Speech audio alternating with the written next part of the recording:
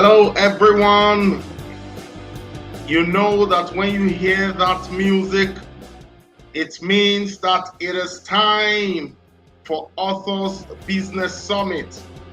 And trust me, I know that you've enjoyed the last few days, but trust me, this grand finale is going to be truly grand because we have our guest in the building already, and is none other than Mr. Afo Joseph. And this evening, wherever you are, please join in because we are live. We are live. We are live this evening. If you have enjoyed the past few days, let me know in the comment section. If you've joined the past few days, because tonight, this evening is going to be a lot better than even the past 2 days. Wherever you are, please join us right now. It is time for the Authors Business Summit. So just give me one moment and I will be right back.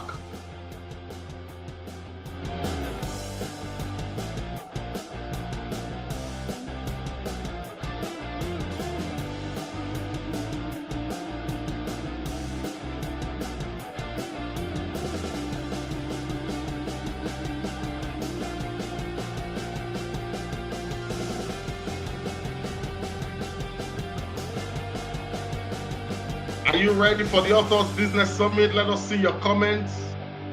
Let us see your comments right away. Let's see your comments if you're ready for the Authors Business Summit 3.0 finale, which starts right away. I'll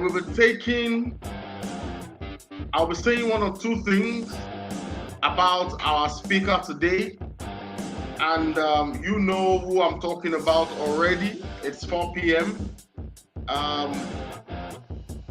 He's none other than Afo Joseph, the world-renowned Greek specialist, Afo Joseph, and he will be speaking to us today. If you are ready, let us know. Let us know. I'm not seeing your comments yet.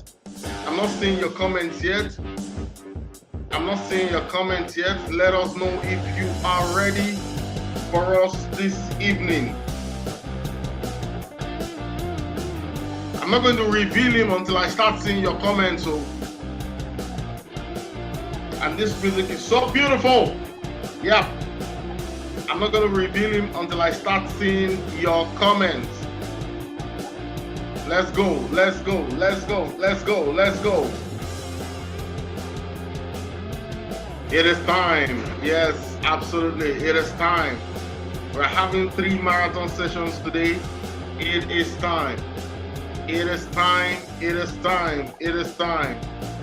Thank you so much for joining us, everybody. So, without wasting much of your time, I bring to the stage this evening none other than Mr. Afo Joseph. Good evening, sir. Yes, good evening, Dr. Abisha. How are you doing today? Yes, I'm fine. Good. It's such a pleasure to see you live here. This is your first time speaking for us, and we are so excited that you are here. Every time we do this, we bring accomplished people, not just people who speak, but people who have done amazingly well, and you can share with us. I'm so excited because you are a great person and also a multiple published author. You know, we want you to share from your experience today. Somebody is saying they are glad to see you, glad to be here. Thank you so much. Yes, I think so. Your fans are here already. Your fans are here. Can you see what they're saying? They're saying the great farmer. All right, your fans are here. So, I mean, if our great farmer is an author and is doing business as an author, you need to listen to him, and nobody else has an excuse.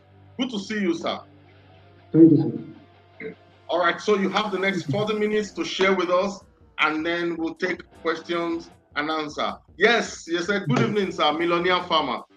Okay, The thank people know you. Everybody knows you, all right?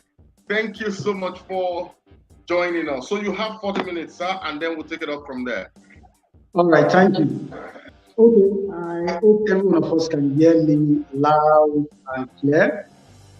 Yes, the host has already introduced me, and I know some of us here, we already know who this person is.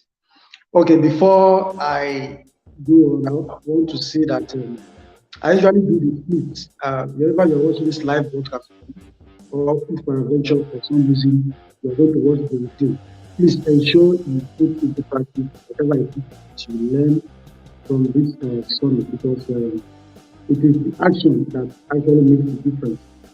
Okay, I'll be taking on the topic building a business brand from your personal brand as an author. Building a business brand from your personal brand as an author. First, I want to say what is a business brand and what is a personal brand. So we have two keywords there, the business and the personal. The truth is that one cannot fly without the other. One can do well, but cannot get you anywhere. Now, business brand is a subset, then your personal brand is a set. You know, in mathematics, we have set, we have subset. So your personal brand is a set, but your business brand is a subset. Even multinational companies that has been existing for so many decades, I will tell you that the secret of their success is as a result of the people who are behind what you see out there every day. If those people are a bunch of failures, you won't see those businesses existing anymore. I want you to know that you cannot build a viable business brand without your personal brand. I will take that again. You cannot build a viable business brand without your personal brand. This is one of the reasons you see that so many people, they struggle online to make sales, because all they do is they are just doing business. Not even business per se, but they just have this side hustle mentality, and they are putting something by the corner, which is their personal brand. They've not taken time to build their personal brand, and that is affecting them. Unknowing to them, it's similar to a case I have right now on my desk. Okay, and who is an author? One who writes book. And who can be an author? Anybody can be an author. Like one of my mentor tells us some time ago at the leadership. He said, every one of us should write it. In your lifetime, you should write it. Even if you don't know anything to write about, at least write about the story of your life. Yes, if you don't know anything to write about the story of your life. It is going to benefit someone. So you cannot actually build your business brand as an author without your personal brand. Today, I have done some work with what I do in the agribusiness space. I've written some books, some in hard copy, some in PDF format. Now, these books that I have written, people didn't buy actually because they like my face or because I am doing agribusiness. No, there are so many persons, millions of Nigerians who are doing agribusiness, but they actually bought my book because of what they've seen me do over time. I have chosen Print Dr. Africa as my printer to print my books because of what I have seen him do. You understand? So many of us, most times, we only capitalize on that business aspect.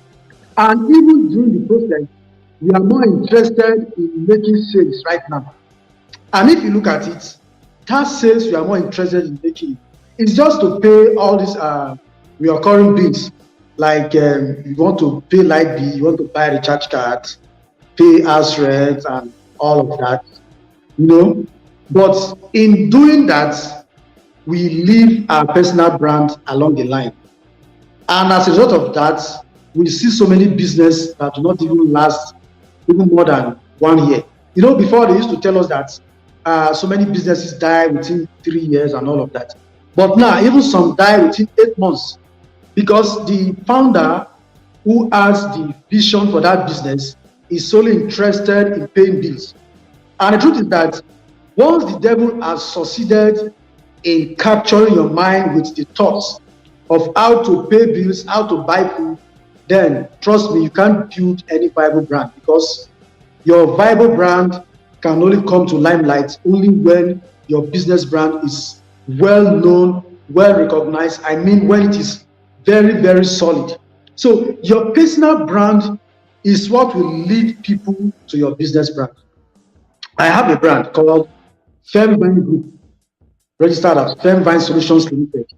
And one of the subsidiaries is Femvine Agro-Allied Company.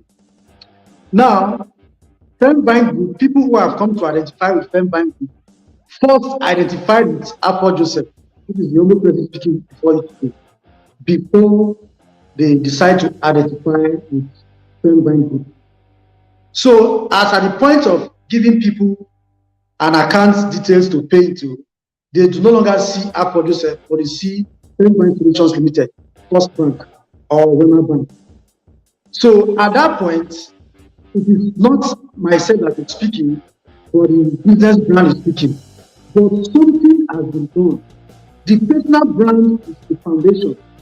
So some people write books and they cannot sell because their personal brand has a very faulty foundation. And also, so many persons are afraid of writing books. They have lots of books inside of them, but they are afraid of writing it because they know that, or they have this thought that if they write this book, probably they are not going to make any sale. They are afraid. Now, I have discovered that even such prospective authors, let me use that word, are people who have been on Facebook for a very long time. So many people know them and all of that. But the thing is that they cannot be identified with any niche to say that, okay, this is what this person is into, or if I need this thing, I can contact this person and all of that. Understand? So, personally, I do not see any fear there why you shouldn't be an author. For instance, if you have been a motivational preacher on Facebook, you can compile all your motivational speeches which you have done over time. You can compress them into a book. Now, people have known you to be very good in the art of motivation. Now, why not take advantage of that opportunity? Why not leverage on that space and now use it to grow your business brand as an author? So gradually, people will start knowing you that, okay, in this area, this man is actually an authority. Because apart from reading his posts, I have come to read one of his books today. You understand? So with that, you become an authority and people will start knowing you. So your business brand is not something that you are actually going to, how do I say it, like fight or kill yourself to set up and all of that. I know some people have a different view about this, but I will tell you that work on your personal brand and your business brand will be taken care of. I know what I'm saying. I'm speaking from experience. So whatever it is that I'm sharing with you today, I'm not sharing from what somebody has told me or what I read in the book. Take care of your personal brand and your business brand will settle itself automatically. Because it is your personal brand that you will use to build your business brand. So building a business is not the same thing as building a brand. I want to take that again. Building a business is not the same thing as building a brand. You can actually build a business without building a brand. That is why you can see people who have been into some kind of business for so many years, but nobody knows them. But one young guy just spring up the same idea, and globally that guy is known, well connected with so many countries. You understand? So there are lots of farmers. Let me use my space now as an example.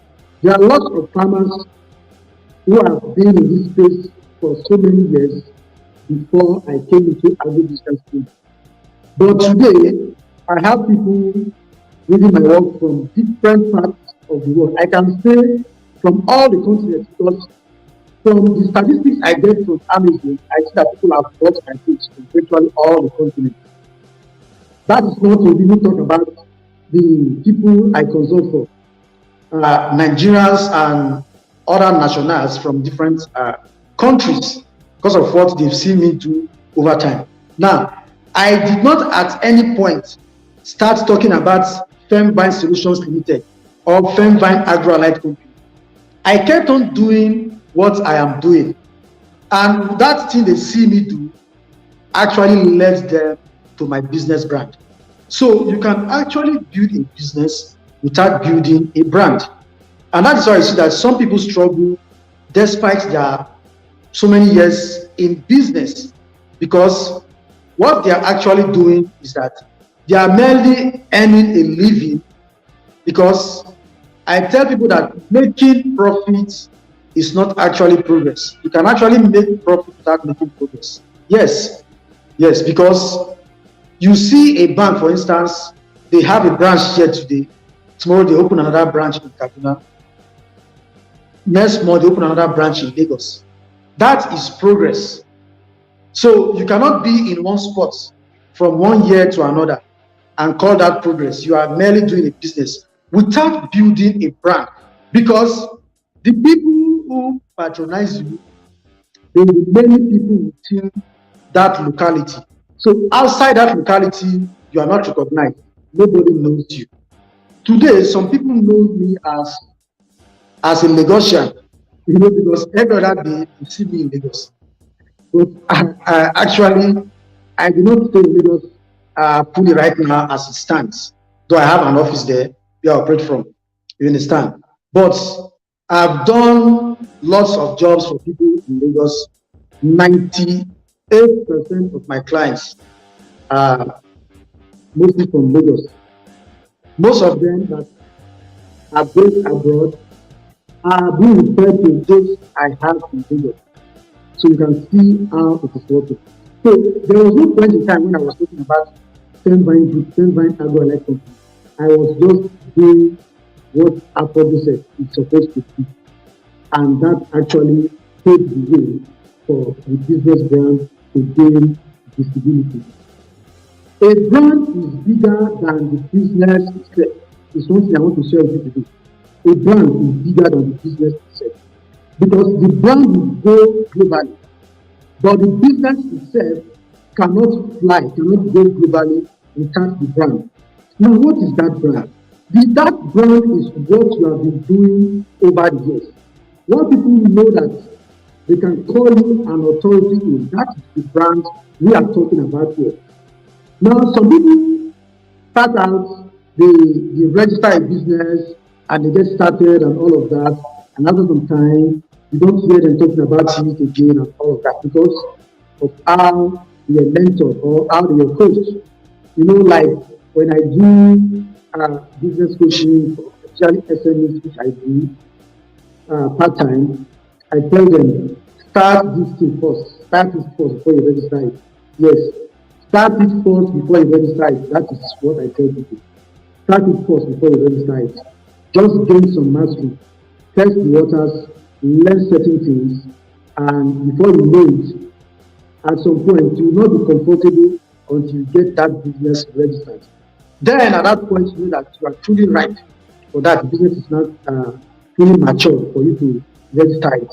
You understand? So there is something like you are trying to create a first impression by jumping into the business, registering it, getting a post office and all of that. And after 2 months, you are nowhere to be found. So your business brand cannot actually fly without your personal brand. And your personal brand comes with lots of experience. And this experience the information people are actually sourcing for on the internet. So who says that you cannot package this experience? Everybody is an author from where I am coming from. I don't know about you. Everybody, or okay, let me rephrase it.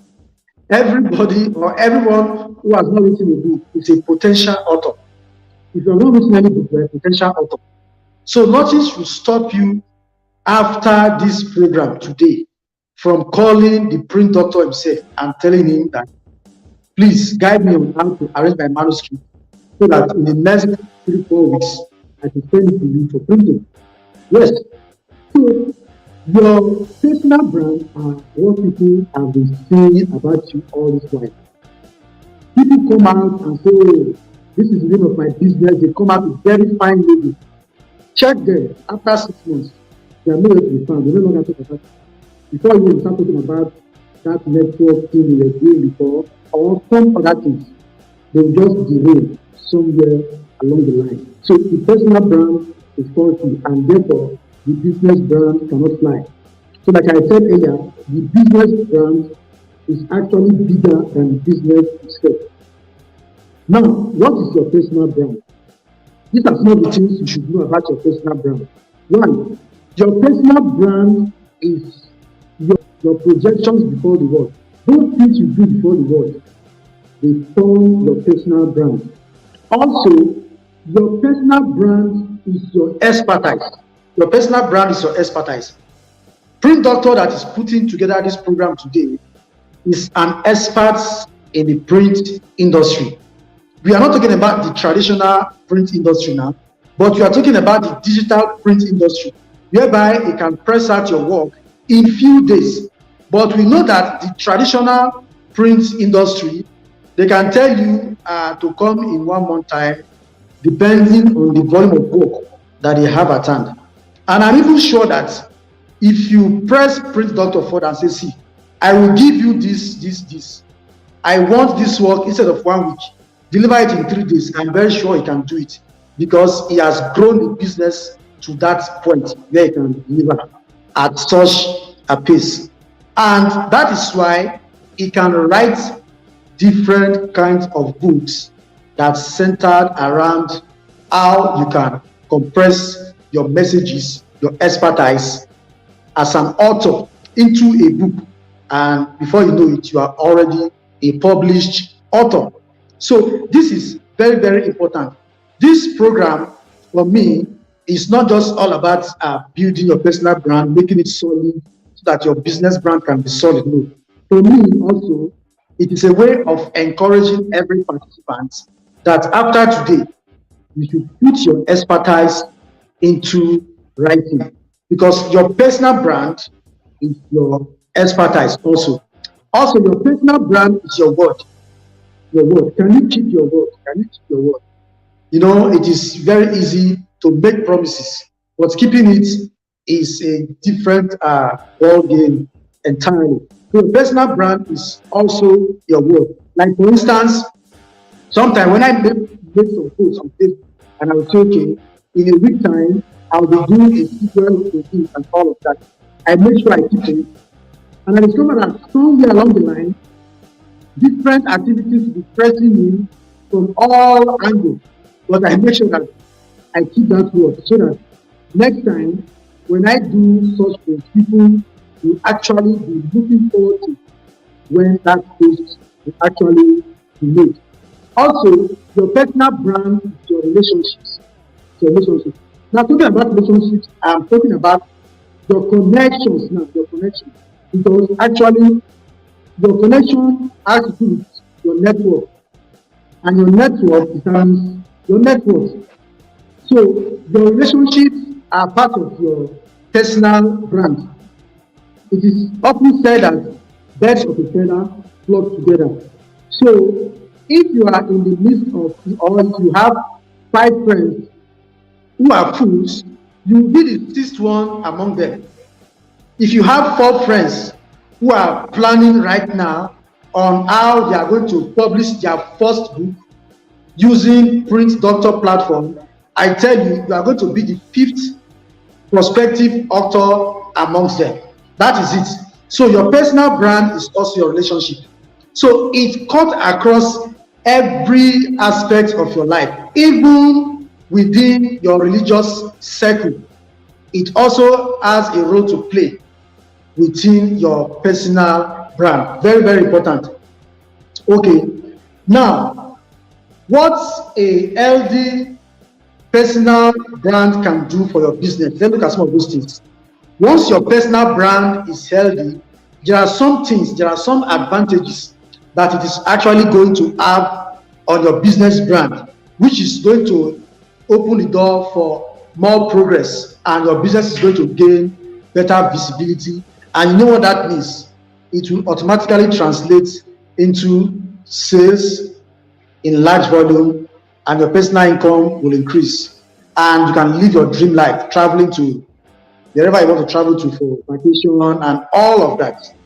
So as I go further, I also want to make you know that that vacation you are dreaming about, that car you are dreaming about, that house, they are all tied in your personal brand. They are locked up in your personal brand. So build your personal brand, and also as an author or as a prospective author, that next book that you want to write or that book you are planning to publish could actually be the next breakthrough you are looking for. I know what I'm saying. So I have one experience and one very big testimony in this regard. Okay, so let's look at what your personal brand can do for your business brand if it is very healthy. One, if you help your business brand to gain a wider visibility, so in that case, you have more people who want to do business with you outside your immediate environment. Lots of people. Currently, the project I am handling in Imo State is a very long-term project, and the person who is the brain behind that project, I've not met her. The person is based in the US, but someone connected me to that person, and that person, immediately we discussed, she said, okay, can I see some of your books? I said, of course. I sent some link to her, my books on Amazon, and she checked, and she forwarded those links to some of her friends, and they bought those books. Just to tell you what being an author can do for you. So if you are here and you have been doubting and you have been so careful about writing a book, please go ahead and write that first book. So your breakthrough can just be there. So another thing your personal brand can do for your business brand, if it is healthy, is that your connections are going to increase. So you gain more connections. Another thing is that there will be increase in sales, because after making all the posts you have to do, after speaking all the grammar, it should translate into sales. Sales is what keeps every business. Forget, some people you see coming up on Facebook and doing all of that, they're actually struggling. You understand? So they only show you what they want you to see. So this should be an opportunity for you to gain a wider visibility, especially building your business, your personal brand, to the point where what you want to do next is write a book about it.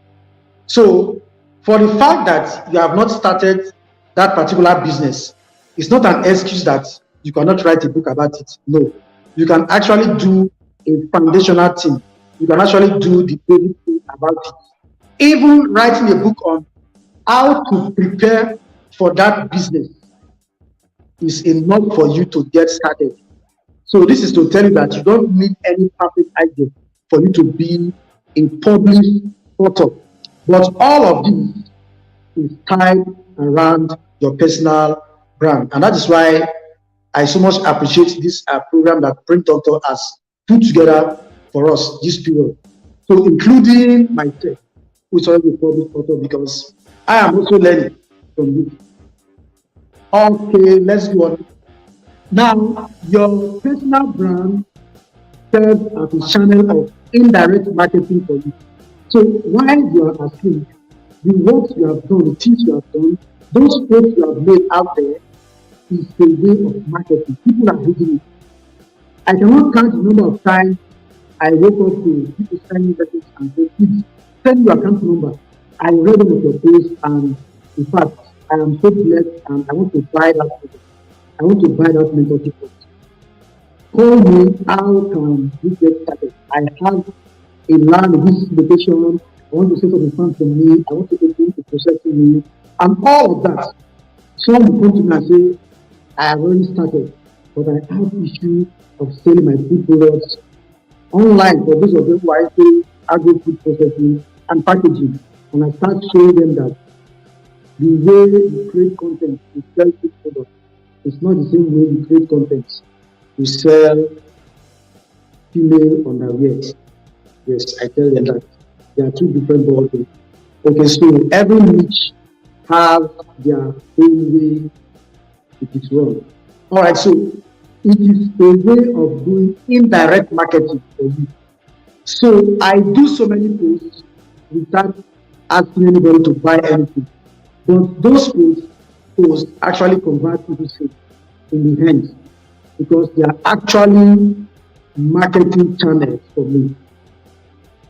Another thing your personal brand will do for your business if you sell it is that you can sell other products without struggle. You can sell other products without struggle. Now, for instance, if Print Doctor is introduce some set of phones and say, these phones have very good memory capacity, and each time I am putting together manuscript for some of our author clients, I use this phone, it really helps me. Because people have known Print Doctor to be a reputable digital publisher, they want to buy that phone. They don't need him to preach the gospel of St. Luke for them to buy. They just don't buy the offer. You understand? So even though those smartphones are not his primary line of business, so people will buy it. Because why? He has been able to build his personal brand to that point. And he can also even write a book on how you can use your smartphone to compress your manuscript, and within the next 7 days, you will be walking into the publisher's office to get your book published. You understand? So these are some of the things that your personal brand can actually do for your business brand. Okay, so these are the few things I have to share because this evening I don't really want to take much of the time. So if you have any questions, you can ask so that we can continue for the few minutes I have left. Thank you, Queen Doctor, for this opportunity. Awesome. Thank you so much for this amazing time this evening. Thank you so much. We appreciate you. Do we have any questions? Everyone here, do you have any questions? Trust me, you may not have so much time with this gentleman again. He's on the road. He's always in the air, on the road, on the sea, helping people make their dreams of becoming farmers come true. So it helps you to start your farm. So if based on what he has spoken about and based on his expertise, if you have any question right now, please share with us right away. Please share with us right away. If you have any questions, please share with us immediately. Okay. It is 3 in 1. 3 in 1 question. What can a healthy personal brand do for your business? Okay. Sorry. I think this is what you have said already. Okay. It's like they just helped us to summarize what you said. Okay. So if you have any questions, please, based on what he has said and based on his expertise, let us know because the boss is still in the building. Let us know if you have anything. Okay, for me, I would ask you this, sir. They've always talked about this hydroponics farming. Okay, how can a busy entrepreneur like me as I'm talking to you, I'm in the office, and it has not much to do with. I could host this from my house, okay? But I'm talking to you. I'm in the office. I'm dealing with equipment a lot right now. Engineer is in the next room where the printing machine is and all of that. But so busy. How can people like us still take advantage of farming or agriculture? Okay, you know, farming, or let me say agriculture, has evolved and it is now agribusiness. Mm, Now, as a busy professional, irrespective of your field, you can actually go into any kind of farming you want to go into. You can invest in any area of farming. So, what you actually need is the right person to set up the system for you. Because no matter how busy you are, within a space of 2 months, you can have at least one day that you can use to check your farm. And now, because of technology, you can have a farm that is, if you have a very good space in your compound, you can have a vegetable farm. I tell you that in every quarter, you can have harvest that can fetch you a minimum of ₦500,000. I know what I'm saying. Some can be up to 2 million, depending on what you are farming there. You understand? And the space you have. Because right now, it is not about a matter of the kind of land you have, but the space you have which can be used. Because you can actually do urban farming. And with urban farming, even in your doorstep, you can have food grown there. A big size red bell pepper right now in some location mm, is selling for 400 naira for one. Some shop will sell a kg for 2,500 naira. Now, if you have 500 stand in your compound, that tiny space, do you know what that is going to do for you? So all you need to do is to get someone, preferably Apple Joseph, to set up the system for you. We'll manage it for you. We don't even have to be there. We'll tell you what to do. So from our end, we monitor everything digitally, and we will tell you this is the time it is due for harvest. When it is time for maintenance, any kind of maintenance, we'll let you know. And for instance, if you use substrate, then you don't even have issue because substrate do not grow weeds. So if you are busy and you feel that you don't want to go to the outskirts to check any farm, you can do urban farming right inside your compound.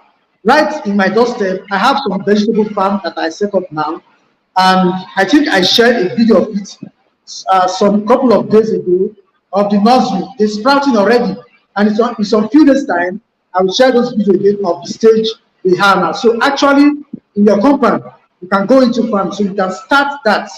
Go to farming, and if it's food processing, of course, right inside your kitchen, you can actually start that.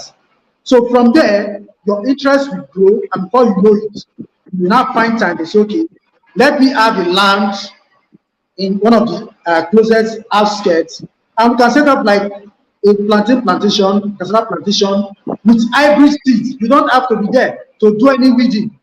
We set up the system, people will go there, weed it for you. At harvest time, the harvesting will be done. If you want to process everything, you process. If not, mm. there are ready buyers to do the off-taking. So it's as simple as that, doctor. Thank you.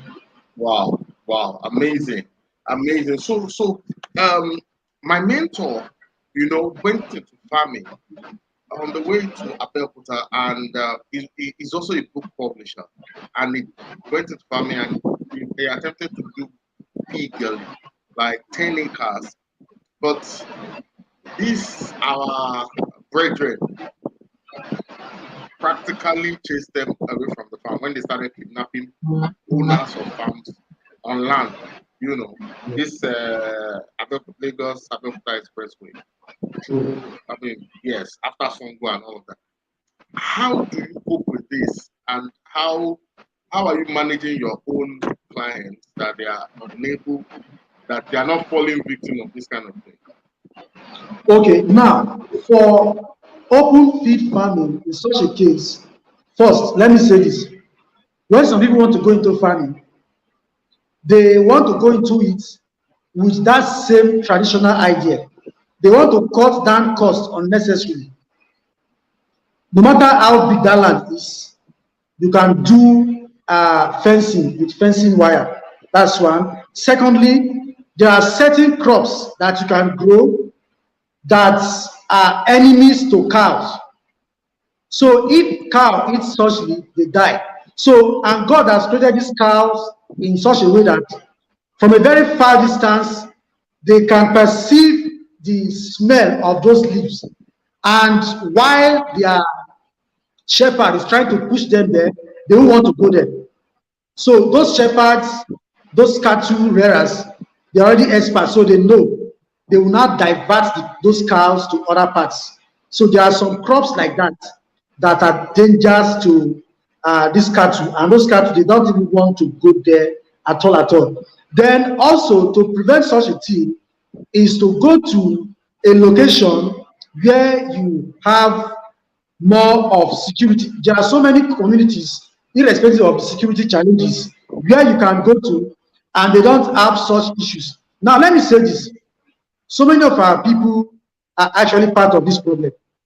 From the area I see that these cattle guys, before they go into some of these areas, they actually settle some leaders in that community. But those leaders won't tell you. They put money in their pockets. In the end, the community people will suffer. You understand? So they gain access into the community already. You understand? So these are some of the things that many of us, we are not aware of. You understand? So you can actually fence your farmland with fencing wires, no matter how big it is, and you can actually plant some of these crops that prevents cow from going in. It prevents cow from going. So from a very long distance, this cow, they can smell that there is danger there. They will want to go there. You understand? So these are some of the measures that can be put in place to mitigate such risk. Wow, thank you so much, sir. We really appreciate you. And everyone, wherever you are right now, do you have any questions in addition to those that I've asked? If you have any questions, I'm trying to monitor the comment section. Anyone with any question? Thank you so much for joining us. There are 2 more sessions to go, and the second one starts at 5 p.m. So if you have any questions, please let us know. Right now, it's not all the time that we get people like this on the show.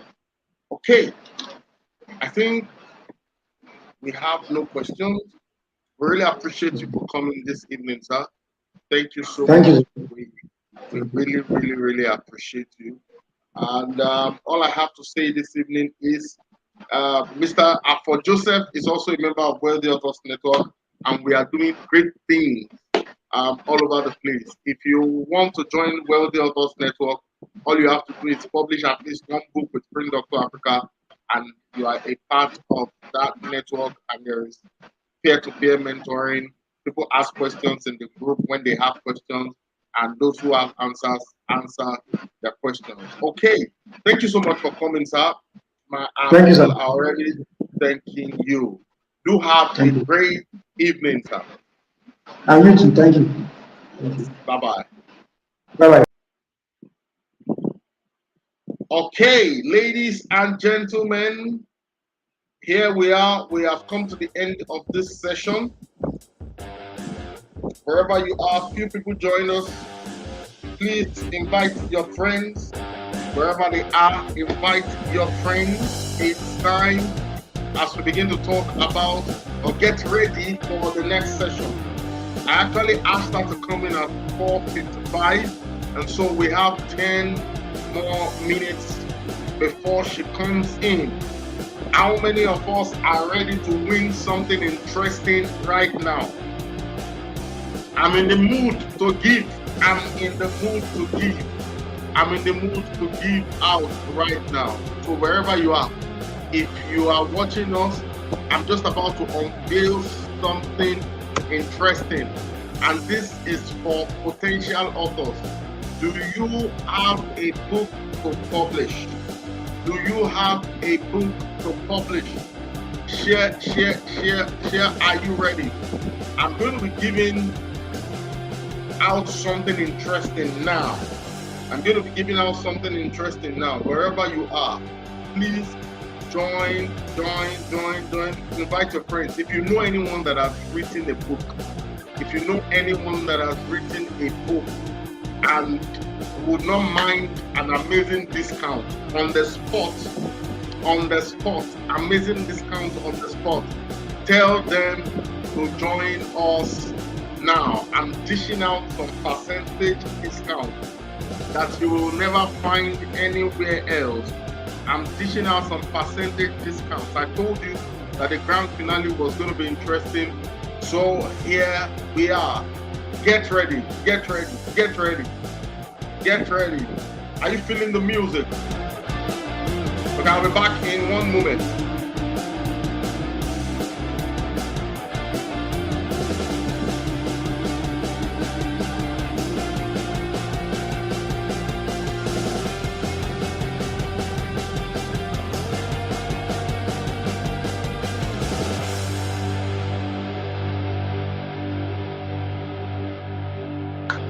So I am here. Anyone ready? Anyone ready for discounts? You are ready to publish your book, and you are wondering, or you've received a quotation from Friend of Africa earlier. Before today, I want to see your comment in the comment section. Your name is not showing. Who is ready? Your name is not showing.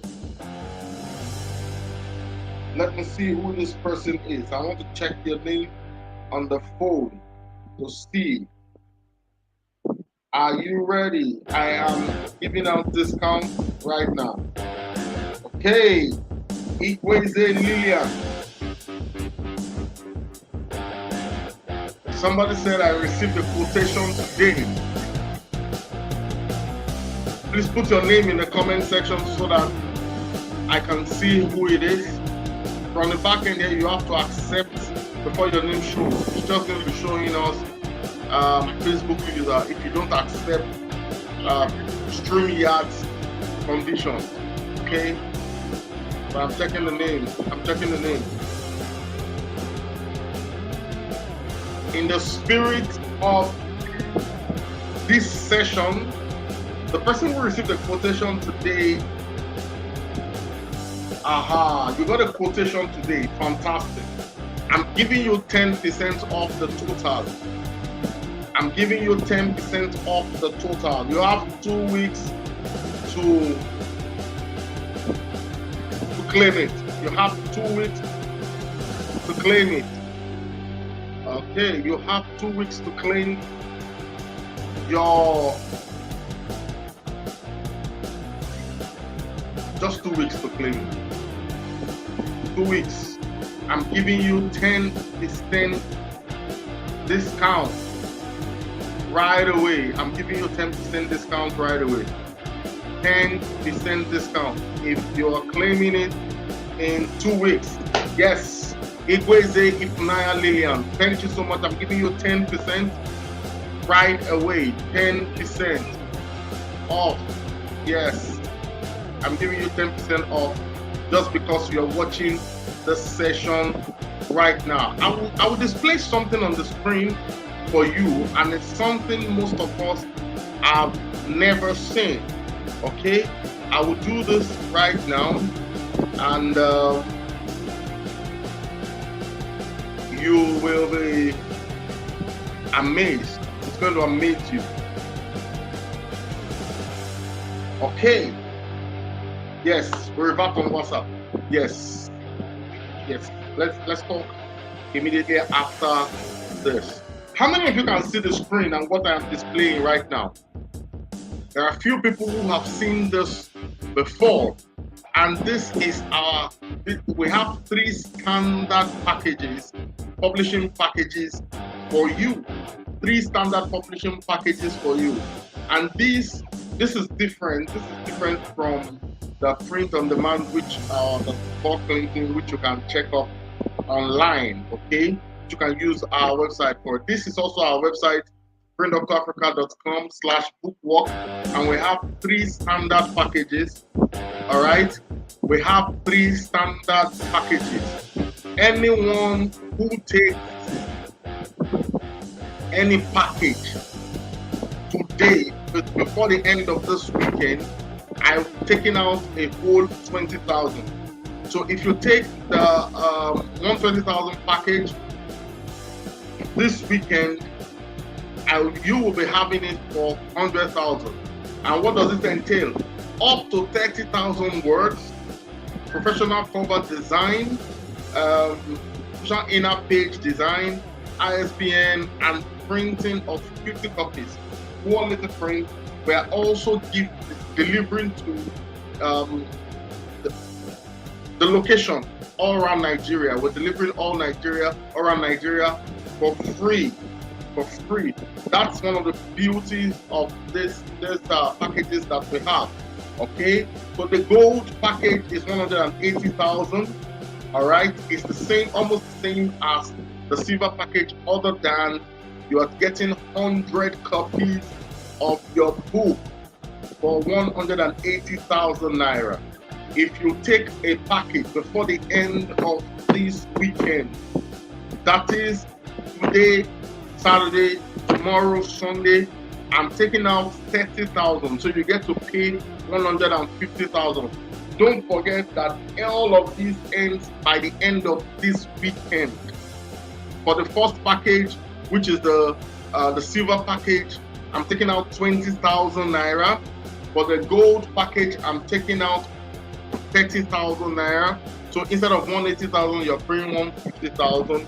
And for the platinum package, okay, the platinum package is everything in this gold package, and it includes editing, proofreading, it includes author's website, it includes Amazon publishing, it includes $50 marketing budget, and quality printing, which is 100 copies.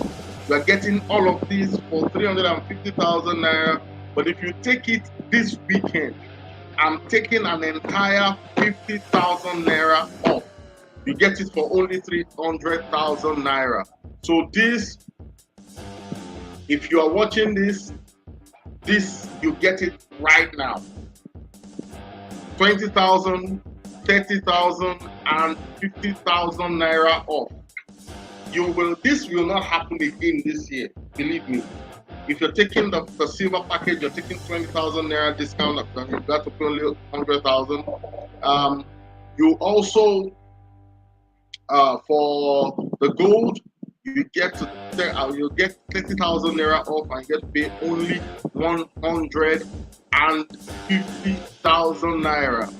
And for the final one, which is the platinum package, you get to pay, you get to save 50,000 naira, and then you get to pay 300,000 naira only. Don't miss it. Don't miss it. Don't miss it. We begin to get ready for the second session. I'll be hosting the final session. All right. So you don't want to miss that as well. I have some unbelievable things to share with you. So bring your friends and family wherever they are. Let us do this right now. Okay, let us do this right now. Let's do this. Let's do this. Let's do this. Let everyone get into this this moment, because within the next few minutes we're starting the second session for tonight. Please stay tuned, because I will be right back. So stay with us throughout this weekend. I will be right back.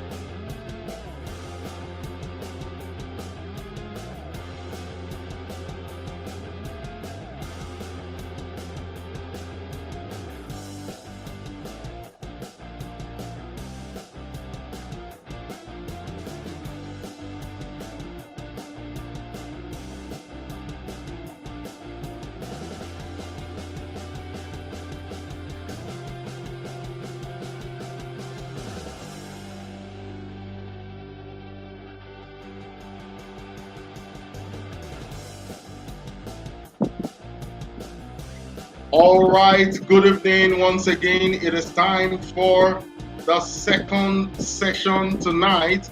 And with me in the building is none other than Joy Idoko. She's such a phenomenal woman that I'm blessed to have met. I'm so glad that I met her last year. And when we spoke, this session actually was supposed to hold in Abuja, but for one or two things we couldn't do it. But Abuja, we're still coming. We're still coming. We're still coming. Okay, so she's in the backstage now. I can see her. She can see me, but you cannot see her. And I will just read a brief bio, and we will go straight into her session this evening. So I'll just stop the music so you can hear me. Wherever you are, please let me know that you are in here right now. You are in here and you can see us. Please, everyone, it is time for the second session. It is time for the second session. Let everyone know it is time for the second session. Please invite your people right now. It is time for the second session. Okay. It's time for the second session. So, Joy Ojomakpene Idoko, one of three lovely children, was born into the family of late Justice Alassane Idoko and Evangelist Lydia Idoko, and she holds a BA in Philosophy and PhD Management from University of Lagos and Lagos State University, respectively. She is also an associate of the Chartered Institute of Management. Joy is the CEO of 100% Joy Media Productions and the initiator of 100% Joy Love Foundation, which has over the years silently involved in rural health sensitization with its focus on infant and maternal mortality, and recently unveiled the ICANN project and the MAP project. The, um, the prior is aimed at helping children discover who they truly are and the potential they possess within, helping them by activating their minds through illustrative stories, affirmations, and mentorship programs to become the best they can be. The latter is aimed at helping teenagers and adults find themselves and their purpose through movies, stage productions, our web series, and interactive sessions. The objective is to awaken the giant within. Joy Idoko is the motivational speaker, life coach, successful media entrepreneur, Nollywood movie producer, content creator, and a prolific writer. She is the author of School in Session, Fill Your Cup, You Got Served, and her father's biography that I'm holding in my hand right now, which is titled Honorable Justice Alassane Idoko, A Legacy That Transcends Time. Wherever you are, please welcome with me Joy Idoko. Good evening, madam. Thank you, Zayo. That was amazing. Thank you so much. I'm so excited to be here. I'm excited to be part of the Authors Business Summit. I have made sure I marked it in my calendar, and I said, no matter what, I was going to be here. It's an amazing opportunity, and I'm really grateful. I'm excited, and I'm hoping that at the end of the evening, we all would have learned something from each other at the end of the day. So I'm excited to be here, and I want to say thank you to the Prince Doctors International. Thank you. So, international. Hello, everyone. Yeah. Hello. International. Hello, everyone out there. You're welcome, and let's get right into the session. So I'm supposed to talk about how an author can position himself for global influence, share my story, and some of the tips that I believe can help you position yourself for global influence. Well, I like to start with some background, which is very common with us writers. We like to start with an introduction. We like to, set the stage for what we want to do. So let's look at the definition of influence again. A simple definition of influence. It's the ability to affect character or the behavior or development of someone or something. As simple. Thank you. Or someone. And okay, so this is the first time I'm using this platform to stream, and I'm used to Zoom and my Microsoft Team. I'm not used to this, but I love it. Mr. Ayo, thank you for introducing me to it. So please feel free as I'm talking to interact with the chat using the chat room, and I can answer your questions or re-echo your contributions and all that. I love when I'm having my sessions are conversational. I love it. So feel free to put down something or ask questions or say something so I know that you're following or you're enjoying the session or there's something you want to contribute or if there's something you want to correct.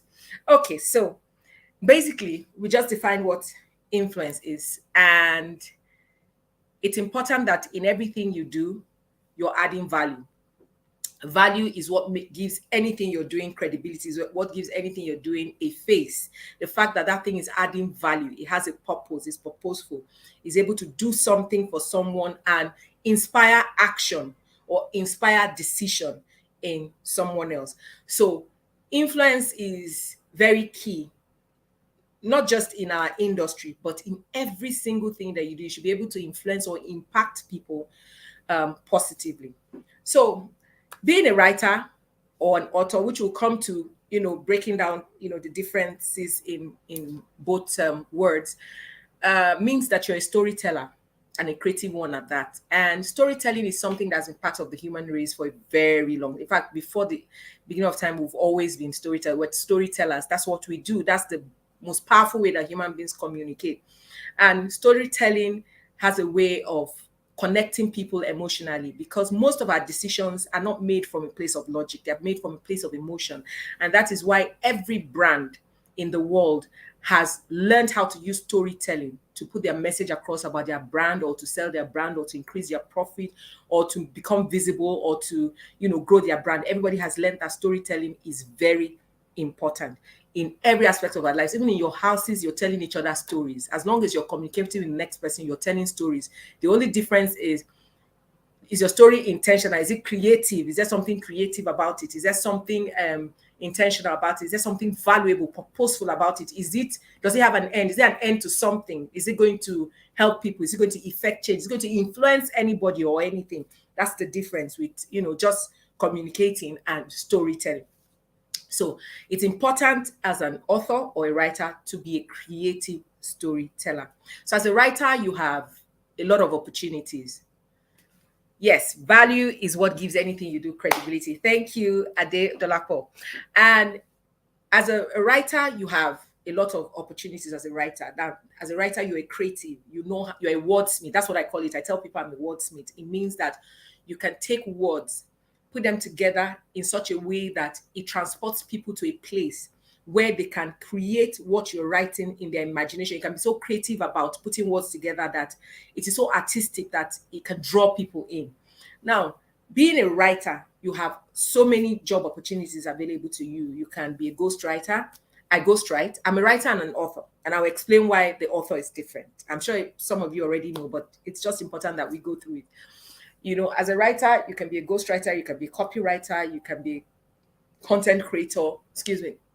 There's so many opportunities for a writer in every industry right now, because like I said, every industry in the world has understood the importance of storytelling when it comes to brand building and brand enhancement. So writing is a huge market out there. There's a lot of money to be made from it if you know your strengths and how to position yourself, which is one of the things we're going to deal with here. Now, as an author, what makes you different, or what categorizes you as an author, is the fact that you have published work. That means that whatever you have written has been published, either as a book, as a play, or something. It has been published and is out there for people to consume. That's the difference between a writer and an author.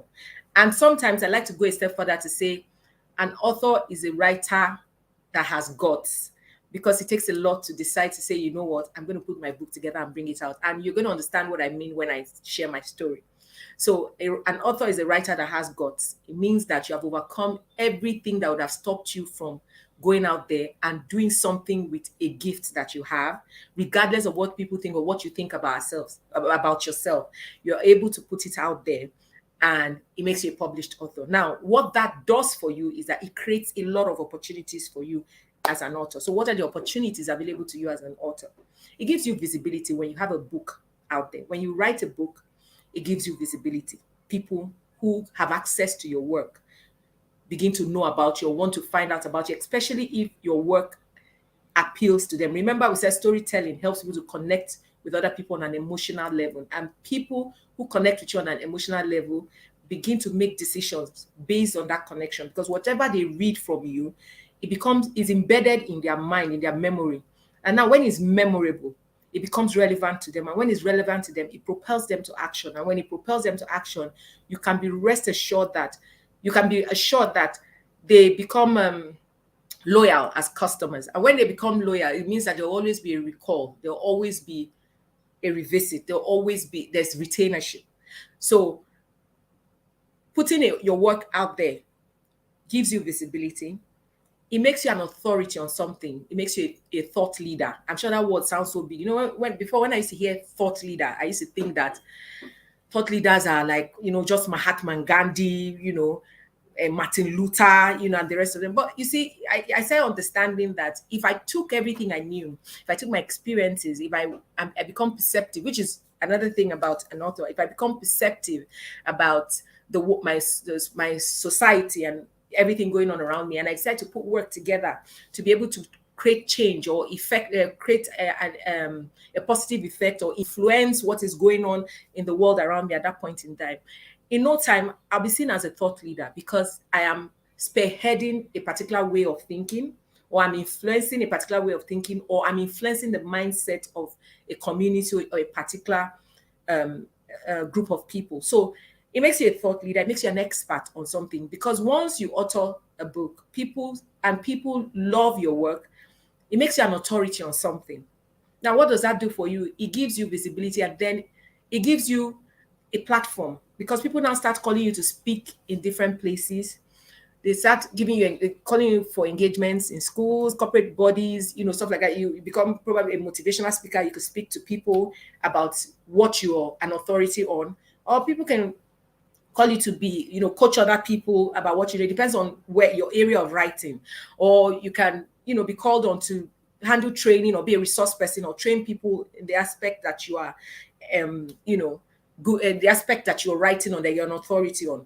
So it gives you these opportunities that start springing up here and there. And for me, from my experience, it's shown me that being an author, or, being able to put your work out there, publish what you know, begins to open up different layers of you that you probably did not know existed, or you did know existed, but you didn't know how to tap into them, because people begin to bring it out of you. And I'll tell you a story to buttress that point. Okay, so I've always wanted to write. When I was 8, I wrote my first article in my mom's magazine, the Faith magazine. She had a magazine then she used to publish. And I wrote my first article. I barely remembered until she mentioned it at the launch of my first book. And I've always wanted to write. So I used to write a lot. I used to, write in my job. I mean, we didn't have computers then. I would just, write in my notebooks or my journals. I could write a whole story in a book and all that. It was something I really spent time doing because I enjoyed writing, as far back as I remember. But growing up, I kind of didn't have the courage to pursue a career as a writer, because at that time, anyone who was successful was either a lawyer or a doctor. So your parents would say, is either a lawyer, a doctor, an architect, an engineer. Those were the courses that you expected to go and read in university. So when I was about to go to university, my parents wanted me to read law, and it wasn't what I wanted to read. I knew I wanted to do theaters because I know I was a creative. I wanted to write. I wanted to act. I wanted to sing. I wanted to dance. I was that talented. I could play the keyboard. I used to sing in church. I love to dance. Everything. I was in the sports. I used to play sports, win trophies for myself. So those are the things I was interested in. I was a creative through and through. But my parents did not understand. How do you want to be creative? My father, like he said, was a judge, and it's only natural that you step into your father's shoes. And I was the first child. We're just 2 girls. And my younger sister was supposed to do medicine. But anyway, I got into university as fate could have been. I ended up reading philosophy, which I loved so much because I think it gave me the platform for the career I have right now, or where I'm going in life right now. So I read philosophy, which gave me a better foundation on how to think and how to use my mind in a way that it can be even more productive than the average mind. So for me, it was an amazing opportunity to read philosophy. So when I got out of school, everybody was trying to get into banking, into the telecom industry. Okay, the oil industry was already phasing out, so it was the telecom and banking industry, and I got into telecom for a while. But I knew I didn't want to work for. I didn't. It wasn't just my thing. The 9 to 5 wasn't my thing. I knew that I was supposed to do my own thing. But you know, when you've gone numb with what your talent is, or what you're meant to do, or what your assignment is, and then you're just, bouncing off different things, trying to really find where you fit in. And I started writing on the side in a way, because people started noticing that I had it as a talent, and they were like, oh no, Joy, you have to, pursue this. You're a good writer, you're a good conversationist, you should have a talk show, you should be on TV, you should, but I really didn't know how to go about it. And I was like, okay, fine, it was something I wanted to pursue, but I kept, dragging, jumping from one 9 to 5 to another, and I was never really feeling fulfilled with my work, until at some point in 2017, I now told I got a call from a friend who introduced me to some lady who was looking for a ghostwriter, and I was supposed to write for her. Now, until that time, I hadn't written a book before, but I'd written a lot of articles. I blogged because I became a blogger. I'd written articles for different magazines that I was working with. I was a copywriter. I was a content creator. I was working for other people. So I was working behind the scene. So I was freelancing. I would do consultancy here for 6 months. But I was good at what I was doing. But I never found the courage to put it together as a book. So eventually, when I met with the woman and we started talking about her book, the first thing I noticed was that I was good. I'm sorry, it sounds like I was good, because in barely 10 minutes, I gave her a working title for the book and I chapterized the book. And when your client says, you just took it out of my head, it's easier as a ghostwriter when you have a client who knows what sometimes they scribble stuff and give you, or they've recorded stuff and give you, and you're just supposed to put it together creatively. But when you have a client that doesn't know what he wants to do, has no idea what it takes to tell a story or how to tell it, but he knows that there's something he wants to communicate, but he doesn't even know how to communicate it to you. So it just tells you what it is, and then you have to put it together. Now, that was the kind of client I had, and I was able to work with her, and the first, finish her book, and it was a huge success for her, because I attended the launch and it was a huge success. When I listened to how people talked about her work, and it was in her voice. That's the thing about a talented ghostwriter. You write in the person's voice. You're not writing in your voice. You write in that person's voice. How the person speaks. Those are things you look out for when you're interviewing people like that. You look out for how they speak, their vocabulary, the kind of words they use, how they construct their sentences. That is how you write for them. So anybody that reads it can hear them speaking and know that, okay, this is this person's work. Somebody didn't write it for them. But when you write it the way you would write, you're going to look at it and go like, I'm sure somebody did this work for her, So anyway, that was it. From there, I told God, I said, you know what? I have done this for this person, and I believe that this is one of the things you want me to do with my life, and I believe that this is a stepping stone. So I've done this as a seed. I barely charged for it. So I want this seed to germinate for me to now, launch my work or my career as an author. And I was driving out that day, and the title of my first book came, School is in Session, and the content of what School is in Session should be about. Basically it's about life being a school, and everything and everyone you encounter is teaching you something. So I put together 24 principles of the things I've learned from encountering other people or experiences that I've had. Now, remember I said that for you to be an impactful author, or an author that would influence other people, you must be able to connect with people on an emotional level. And that means that you must be good at telling those stories. Don't hold them back. Your stories are your greatest message to the world. When you hold them back, you deny somebody the opportunity to hear something that can help him find answers to the questions he's asking life at the moment, or the issues he's dealing with, because there's something you've been through that somebody else is not dealing with it right now. And you were able to find a way out of it because that story is supposed to help somebody else find his own way or navigate his own way out of his own issues in life. So I've always been someone who is very, very eager to share my stories. I own them and I share them, and I believe that it's helping someone. So it's always about perspective. Don't feel like, oh no, people will judge me or people will say this, so let me put it aside. No, because that's your authentic self. And that's another thing that will make you as an author have global influence. Being authentic, being yourself, being real, being original. People love if I don't know if any of you watched it, have ever watched any of the TEDx shows on or TEDx programs. You find a lot of them on YouTube where people go and share their stories, with other people around the world. Now, those stories create impact, they create influence, and a lot of people who have gotten on that TEDx platform have been able to, gain a lot of global recognition and create global influence because they shared their stories and they were honest, authentic, and vulnerable about it. So that's another thing about being an author. You have to be able to share your truth in the most authentic way, even if you're writing fiction. Because the fiction you're writing, those stories, those imaginations, they come from somewhere. Now, if you try to reach down inside and come out with what is authentic and original to you, people can connect with it because, like I said, connections are emotional. So people connect with the energy behind the writing, even before reading what you wrote. And that is one of the things that creates loyal followers. As an author, when your work is authentic, when you're good at what you do, when your work is created in such a way that is meant to impact people or add value. Because if your work does not add value, then there's no point. Add value, whether it's academic writing, it's fiction, it's non-fiction, it's self-development, whatever it is religious, as long as it's designed to add value first. Not about, how much you're going to make from it. The fact that it's designed to add value first is one of the things that will attract the right followership to you. You're able to writing a client's voice is the biggest quality of an excellent ghostwriter. Yeah.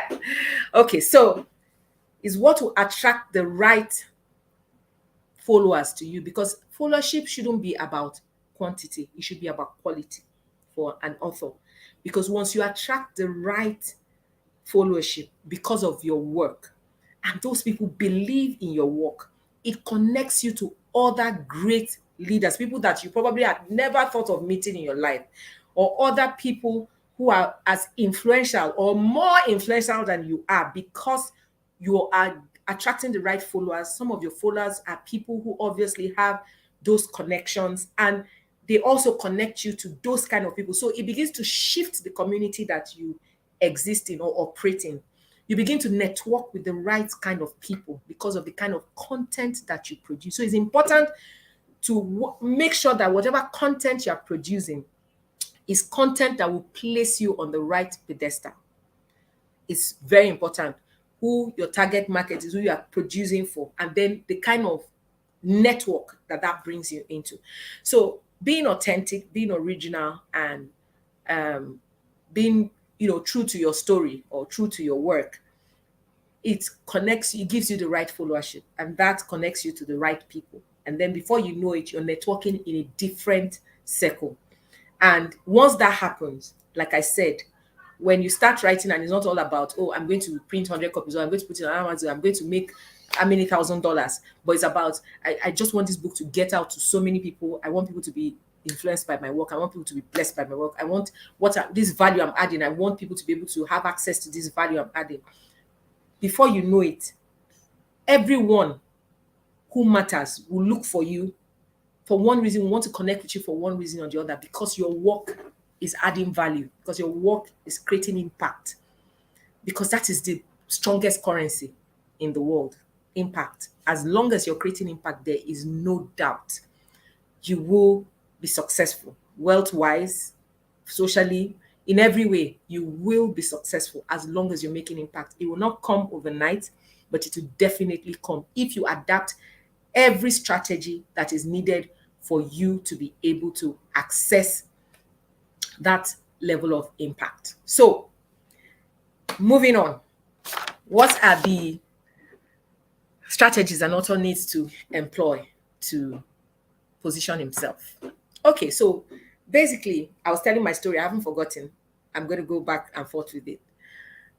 Basically, one of the first things I noticed from my experience is that a writer or an author has to be creative.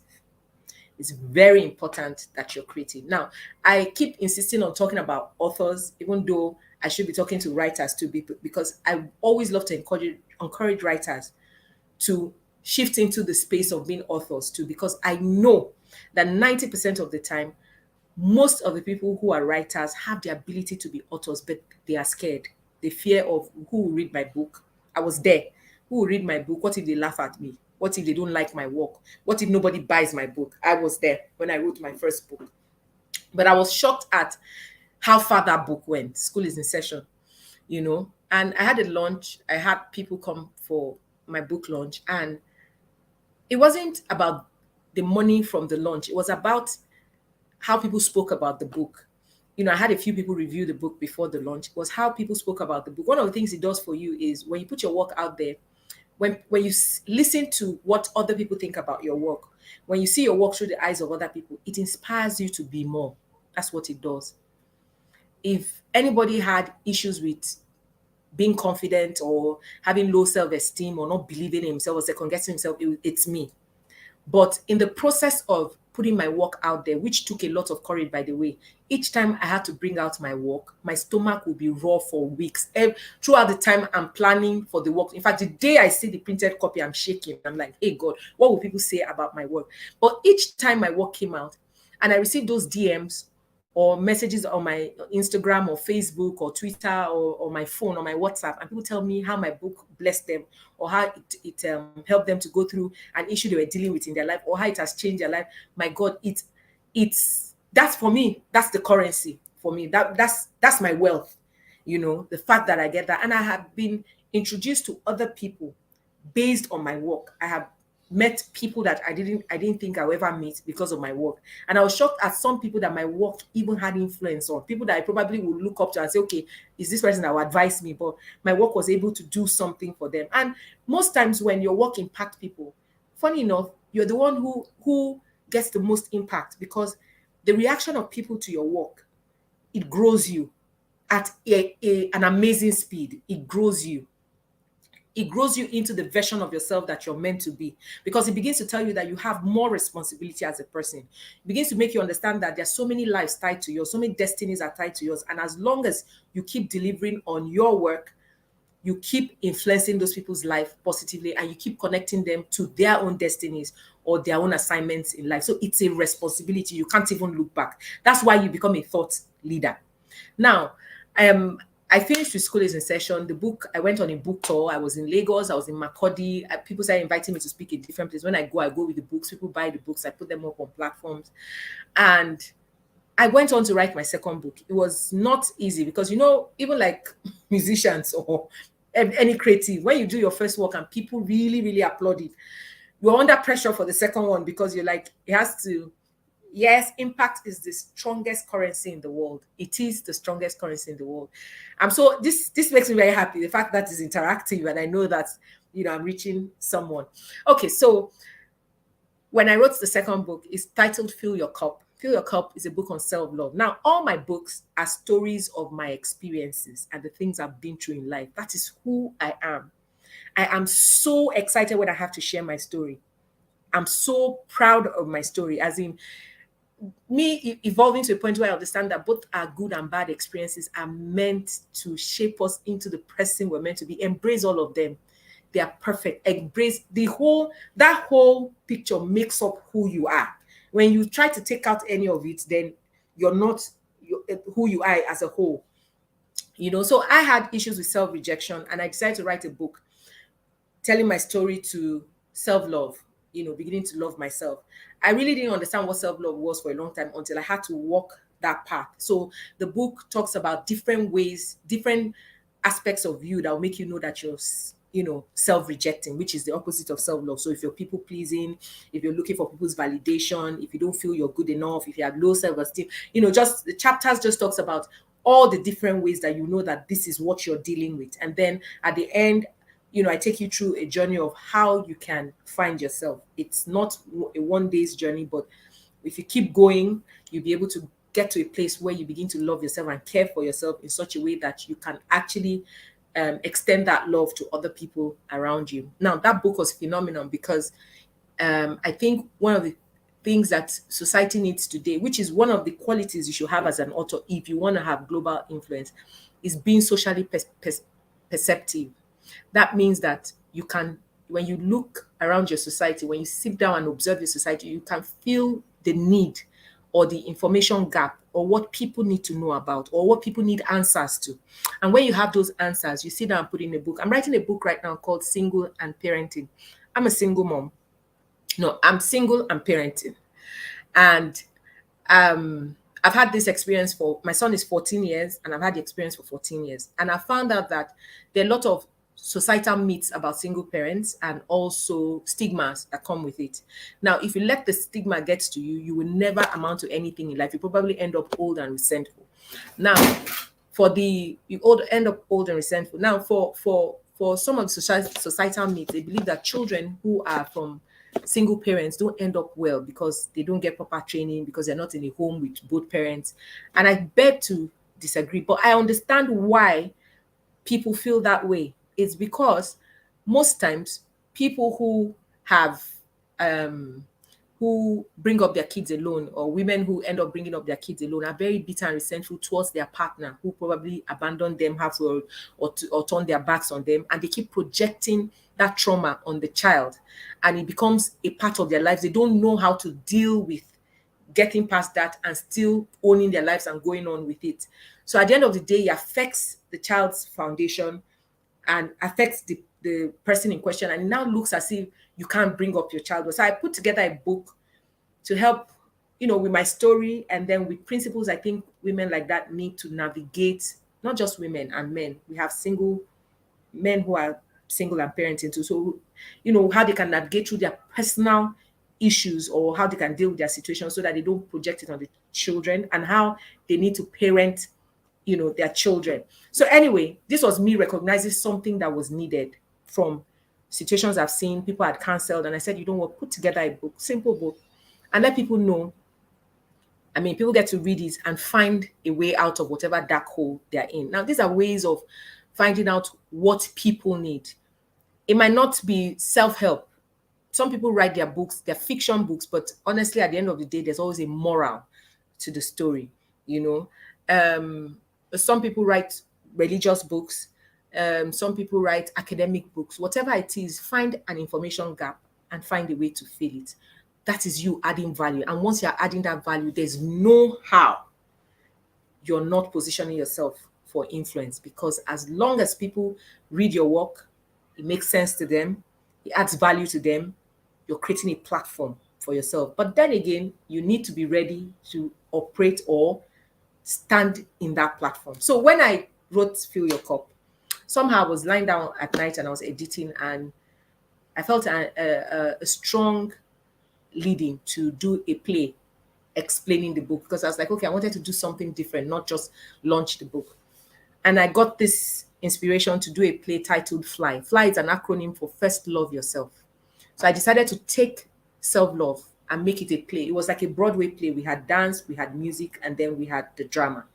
So I got skilled dancers, I got a choreographer, paid them, and then I directed the play. Oh, by the way, Mr. Ayo has told you all the things that I do. So yes, I'm an all-round creative, but I found out that I can take every skill I have and put it together to create influence. But I started with writing, which is the basics, storytelling. And then from there, I started branching out into every other thing. So I put that play together, and at the launch, that was what everybody came to watch that evening. So I didn't make it look like it was a book launch. So it was more like a play, and everybody came out to see the play. So they were happy to, launch the book because it was a play, and we didn't call it a launching. So I played out how somebody who is self-rejecting ends up. So the guy was a he was made, he was a music superstar, and then he has so many friends because he was successful, he was popular, he was a celebrity. But all of a sudden, you see them dance, everybody's taking off his chain, taking off his earring. People took everything away from him. So people strip you of everything, and then he becomes lonely and depressed and everything, and then he takes drugs and that. But we see where God and the devil are fighting for his soul, and then he dies, and then he goes to hell. Well, he dies. Well, he ends up dying, and then the people whose destiny were tied to his, we see them fall behind him, and then we see the girl who had gone through so many bad relationships. Men kept breaking her heart. So you see her dance with this one, he leaves her, he dances with, and then at the end of the day, she finds herself, and then she gives this speech of being a queen and being enough and being, and everybody. I saw people crying in the audience, and I was like, oh my God, now that was good storytelling, because they were connecting with the stories I was telling. And I had a very mature crowd.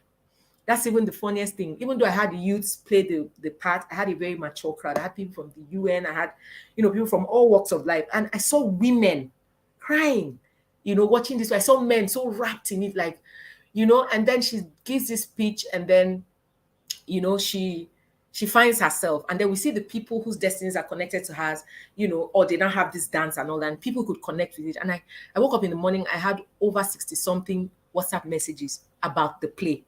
And then, of course, it skyrocketed the sale of Fill Your Cup, because everybody wanted a copy of it if this story was telling what was in the book. So I said a storyteller needs to be creative. So creativity gives your work an edge that is different from just saying, I know this thing, let me put it together. It's important to go outside the box, think outside the box. I'm a lateral thinker. Being a lateral thinker means that you look at something, and instead of looking at it how everybody looks at it, as a lateral thinker, you try to look at the what ifs that do not even exist and try to bring them into existence. Because as long as God is a God that makes everything impossible possible, it means that since we're made in his image, he has made it that nothing is impossible to us. So I like to think laterally, as in, this is achievable. I don't want to know how it's going to happen, but how can I achieve this?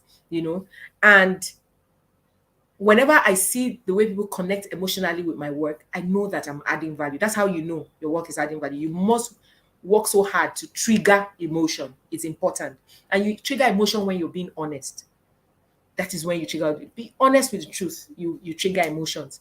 So, well, after that, I decided to take a bold step to now produce my first feature film, Lemonade. I don't know if some of you have seen it. It's on African Magic right now, Showcase. And I think it's on Accelerate TV. It's titled Lemonade. Lemonade is a story of self-worth. So it's still a story that had something to, I see it like a sequel from Fill Your Cup.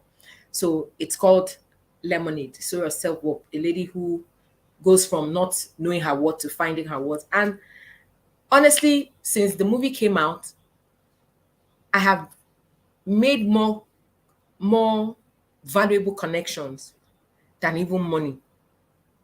And those valuable connections actually will translate and are translating to wealth and success, because I have made a lot of valuable connections from Lemonade. So this is still going back to what I say about when you, as an author, you put your work out there and you work creatively to make your work authentic, to make it impactful.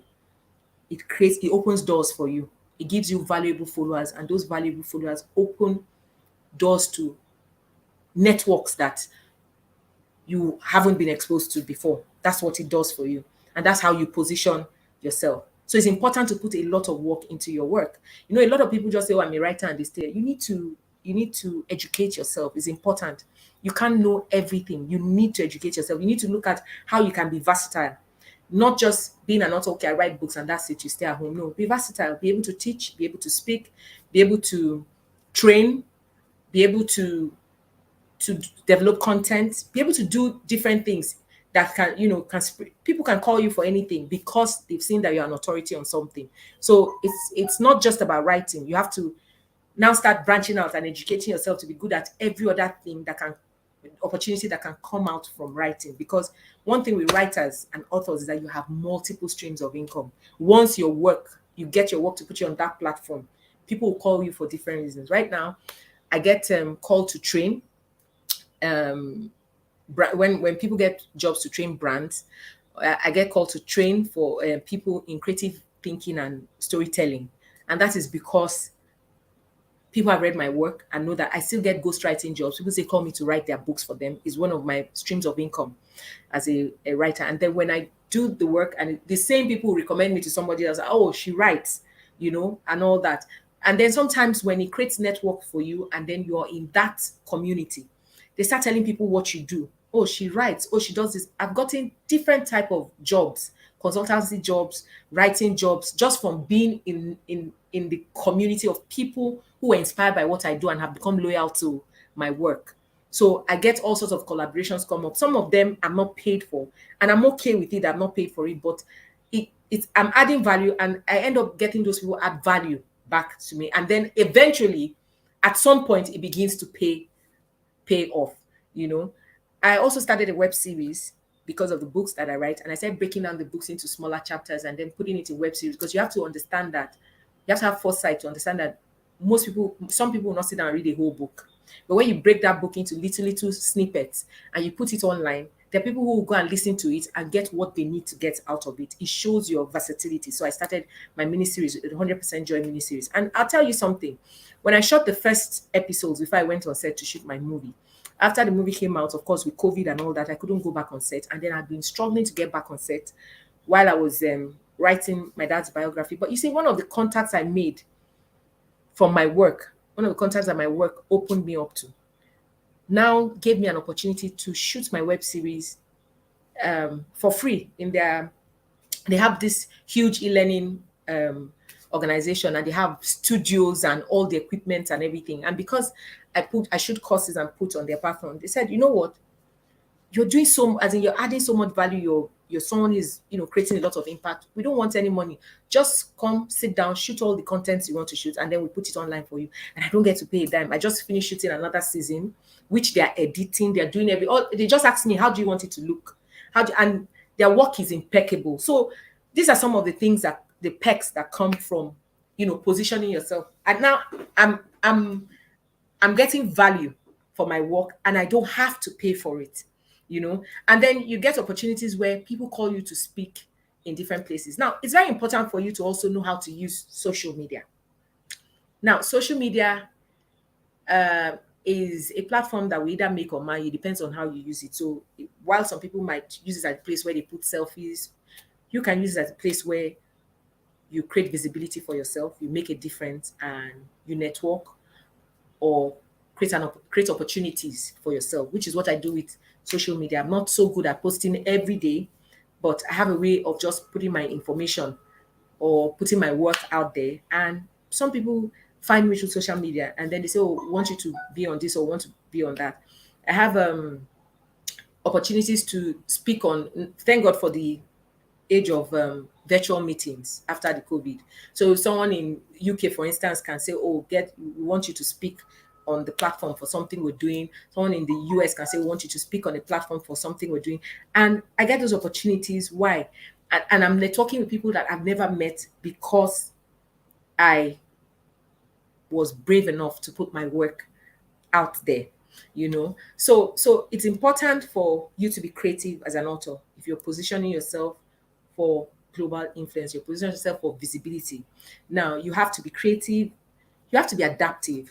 And what do I mean by that? The times are changing. There's so many, you have to watch out for the trends. What's changing? What's new? Don't stay in what you feel you know.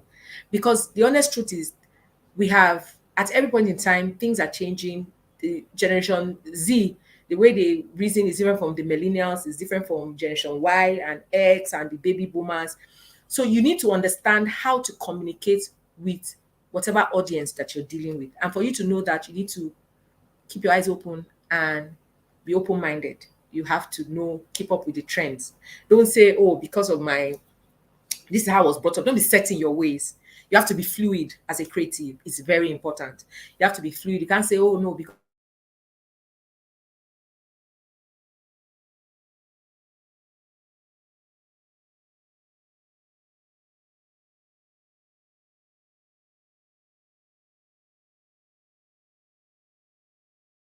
I'm or because I'm a Christian, I can't because I mean, you know, of course, there are lines you shouldn't cross and all that.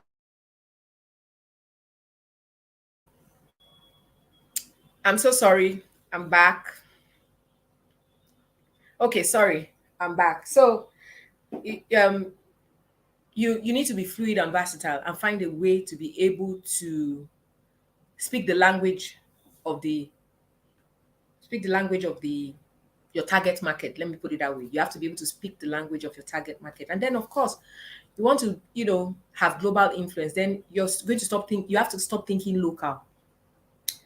You have to know what is going on, you know, other parts of the world. You have to know how things are done. You have to know how they think. I was having a conversation with a friend a few days ago who lives in Scotland, and we're arguing about, you know, we're having an argument about how women are emotional beings and men are not. And then he says, "Oh no, that's really sexist and is archaic. That is not how they think." Now he started telling me all the things that they had to do to get to it, and I'm like, you know, I'm looking at it. I'm saying, okay, on the other side of the continent, the way people think is completely different. But I was open to listen. I didn't argue or say, "Oh no, this is what I know." I wanted to listen to how they saw things. I'm always eager to learn. I'm trying to get my coaching certification. Now, that's another thing. You know, I talked about you improving yourself. So you have to see that being an author, being a writer, you can branch out into so many things and they are all still connected. So imagine, like I said, I'm getting my certification as a coach. I'm in the process and I'm training for it. Now, imagine as a coach, someone reads my book and see that I have certification as a coach. It gives my work even more credibility because the person believes that, oh, she knows what she's saying, you know. It gives me more credibility. That is why don't limit yourself to what you know. Branch out. There are other things. You see, the truth is we have so much put inside of us, abilities, gifts, potentials. Don't limit yourself to just the one that you have been able to get off the ground. Don't stay in that comfort zone. Get out of that comfort zone nothing grows there. You have to come to a place where you're uncomfortable. You have to create a brand that stands out. Your brand has to stand out. So you can imagine, okay, one of the things we do as in the coaching school is they tell you to set up from the beginning. You have to set up your company, prepare your welcome packet, and start working on your website. So by the third month, you're preparing your website. By the fourth month, so then you're supposed to start sample coaching. You know, now they tell you to do that because they're telling you don't wait until the 5 months is over. You have to start now. By the time the 5 months is over, you're actually already in business. So now I had to, you know, get a name and then look at what is the structure of my business. And I said, okay, it's obviously going to be coaching, consultancy, therapy, and storytelling. Now, this is me putting all this together under one umbrella. But I started fundamentally as a writer. But the fact that I can do all this and it can still give a platform to my work, because you can still refer to my work because of all that I do. I'm creating a platform for myself, not to just be, you know, a local celebrity, but, you know, to put myself on that global platform. Because as a coach, I'm not going to be coaching just people in Abuja or in Nigeria. I'm going to have clients from all over the world. In fact, the coach body that I was paired with, she lives in New Jersey. She's Asian. She's a therapist. We speak every Tuesday. Now, this is me connecting with somebody that I have never met before. I speak to some people in Asia, you know, some people in New Zealand, in Australia. I've never met them, but we exchange views on how people relate over there. So, I mean, she has a client she can't deal with as a therapist. She's going to refer that client to me and all that. Now, all this started from what? Being able to take my work, be brave enough to take my work, write it, and put it out there for people to read. And then by the time people started giving me feedback on my work, it gave me the courage to do more and to look inside myself and know that I can be more and I can do more for other people. Because counseling people started when I started writing. And when people started reading my work, they started calling me and asking for help, asking for counsel, asking me to advise them on what to do. And I started mentoring people. I have a lot of mentees under me. You know, one of them made me so emotional. She just got married about 3 months ago. And when I met her, she was this person who thought she wasn't pretty. She felt so terrible, but she had very low self-esteem. She didn't even know where she was going. So I'm excited when I see results like that. And this is what made me understand that this is a path I'm walking. So that's one of the things it does for you. It opens your eyes to see the path you're meant to walk, but you have to be intentional about it for you to see it. And then when you see it, you now have to invest yourself into it for you to place yourself on a platform that differentiates you from every other person. And one of the things that differentiates you, like I said, is authenticity and originality from my experience. No matter how good your work is, no matter how intelligent you are, as long as your work can be authentic, as long as your work can connect to people on an emotional level, as long as you can recognize the need people have out there and find solutions to those problems. You have to be a solution provider with your work. As long as you can do that, you're positioned for global influence. You have to be a critical thinker. Yes, you have to be a creative thinker, but you also have to be a critical thinker, which is what lateral thinking does for me. It's my favorite technique, although sometimes I mind map, but it's my favorite technique because it makes me look into things from an angle that other people will not look at it. And that's what makes you bring out things that stand out. That is why Elon Musk can make electric cars or come up with crazy inventions that people cannot even imagine. Why? Because he started doing the what ifs. He started thinking, you have to think global. For you to be global, you have to think global. You have to start thinking about your influence going beyond where you are. You have to dream big. If your dreams are not big and they don't scare you, then if your dreams don't scare you, they're not big enough. I mean, everybody's used to that saying. You have to dream big, something that even when you tell the next person, they're going to laugh and say, how is he going to even achieve? Are you joking or something? That's the kind of person I am. There are times I tell people what I want to achieve, and they're like, okay. You can even tell that even when they're supporting you, they're looking at you like she's crazy, you know? And at the end of the day, I see myself surmounting them and heading for new goals. And it's opening more horizons for me, breaking boundaries for me, and bringing me to a place where I never thought I'll come. If I look at 5 years ago, 2017, and now, honestly, I'm in a completely different space from where I was. Even my mindset is different. The way I think, the way I reason, even the skills that I have learned, I'm a completely different person from who I was 5 years ago. And I see myself in a different space in the next 5 years. Then you have to set goals and hold yourself accountable to it.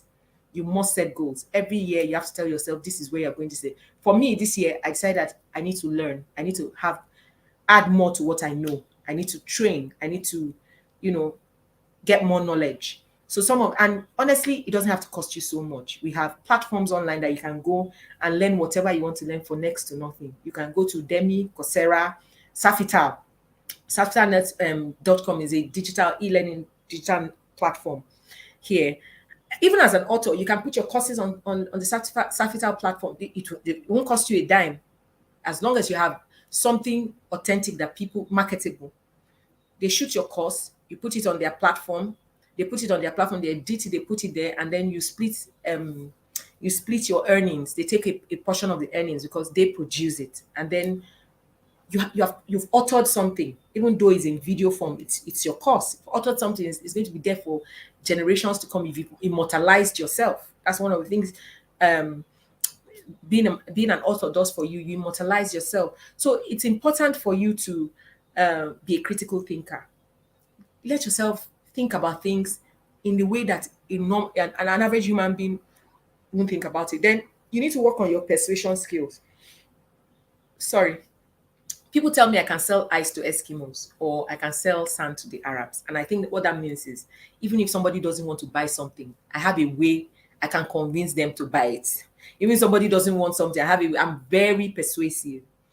Now, it's one of the attributes a good creative or author or writer should have. You must be persuasive, especially in your writing. And of course, persuasive writing is a form of writing. And I do mostly narrative and persuasive writing, so it's important for you to be persuasive because we are all natural salespeople. We're always constantly selling something.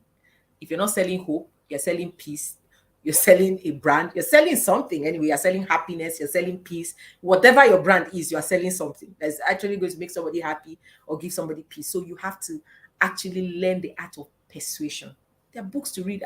I mean, as an author, I'm sure reading is not even a problem. There are books to read. There are ways you can develop and improve on your art of persuasion, then you have to be perceptive, which is one of the things I said. You have to be socially perceptive. What is the information gap I need to fill?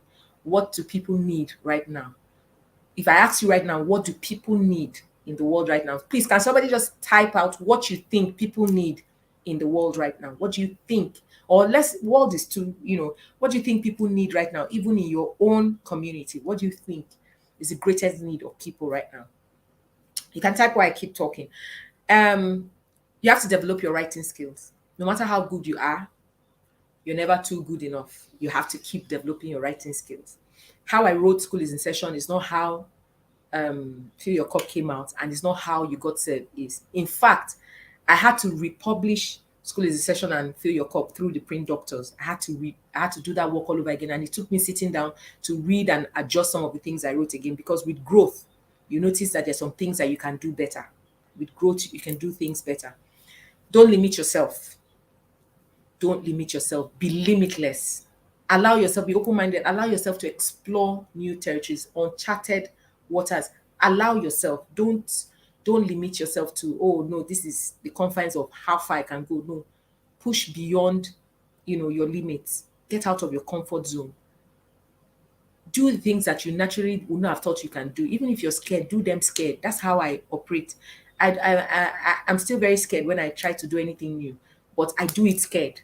With the fear, I do it. It's a good feeling. It's like getting on a roller coaster, and then you are still doing it anyway. You know how you're going to feel, but you still do it. And at the end of the day, you come down, you feel so good about the ride. So that's how it is when you get on a project. Just do it. At the end of the day, you come down, you feel really good about it. So don't limit yourself. Push beyond your limits and do what people do not even expect that you can achieve. Network. It's very important for you to network. If you want to position yourself, you have to network. Now, remember that I said if your content is authentic and is original and is true and it can connect with people on an emotional level, it attracts the right followers to you. It's not enough that I have 10,000 followers, I have 200,000 followers, but how many of those followers are getting any value or are being influenced by what you do? But you see, it's quality over quantity. So when you have followers, authentic followers that have quality, that have substance, and those followers are being influenced or impacted by what you do, it opens a pathway to other networks for you. It opens a pathway to the kind of community your influence is needed.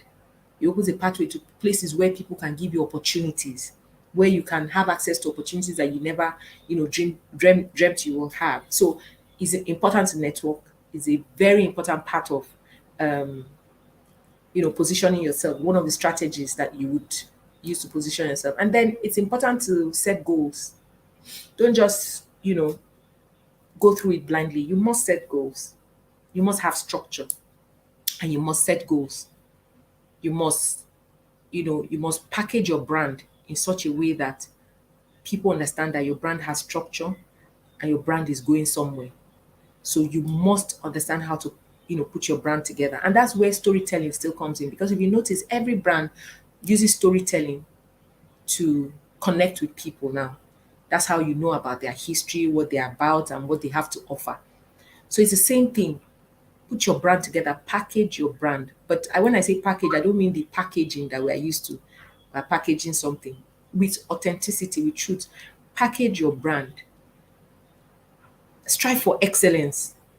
This is one of the things I learned in 2018, how important excellence is, as in everything you do has to stand out, which is one of the things I admire about the Print Doctors. Their work stands out. They are people who are so, excellence is one of their, pillars, and I love it.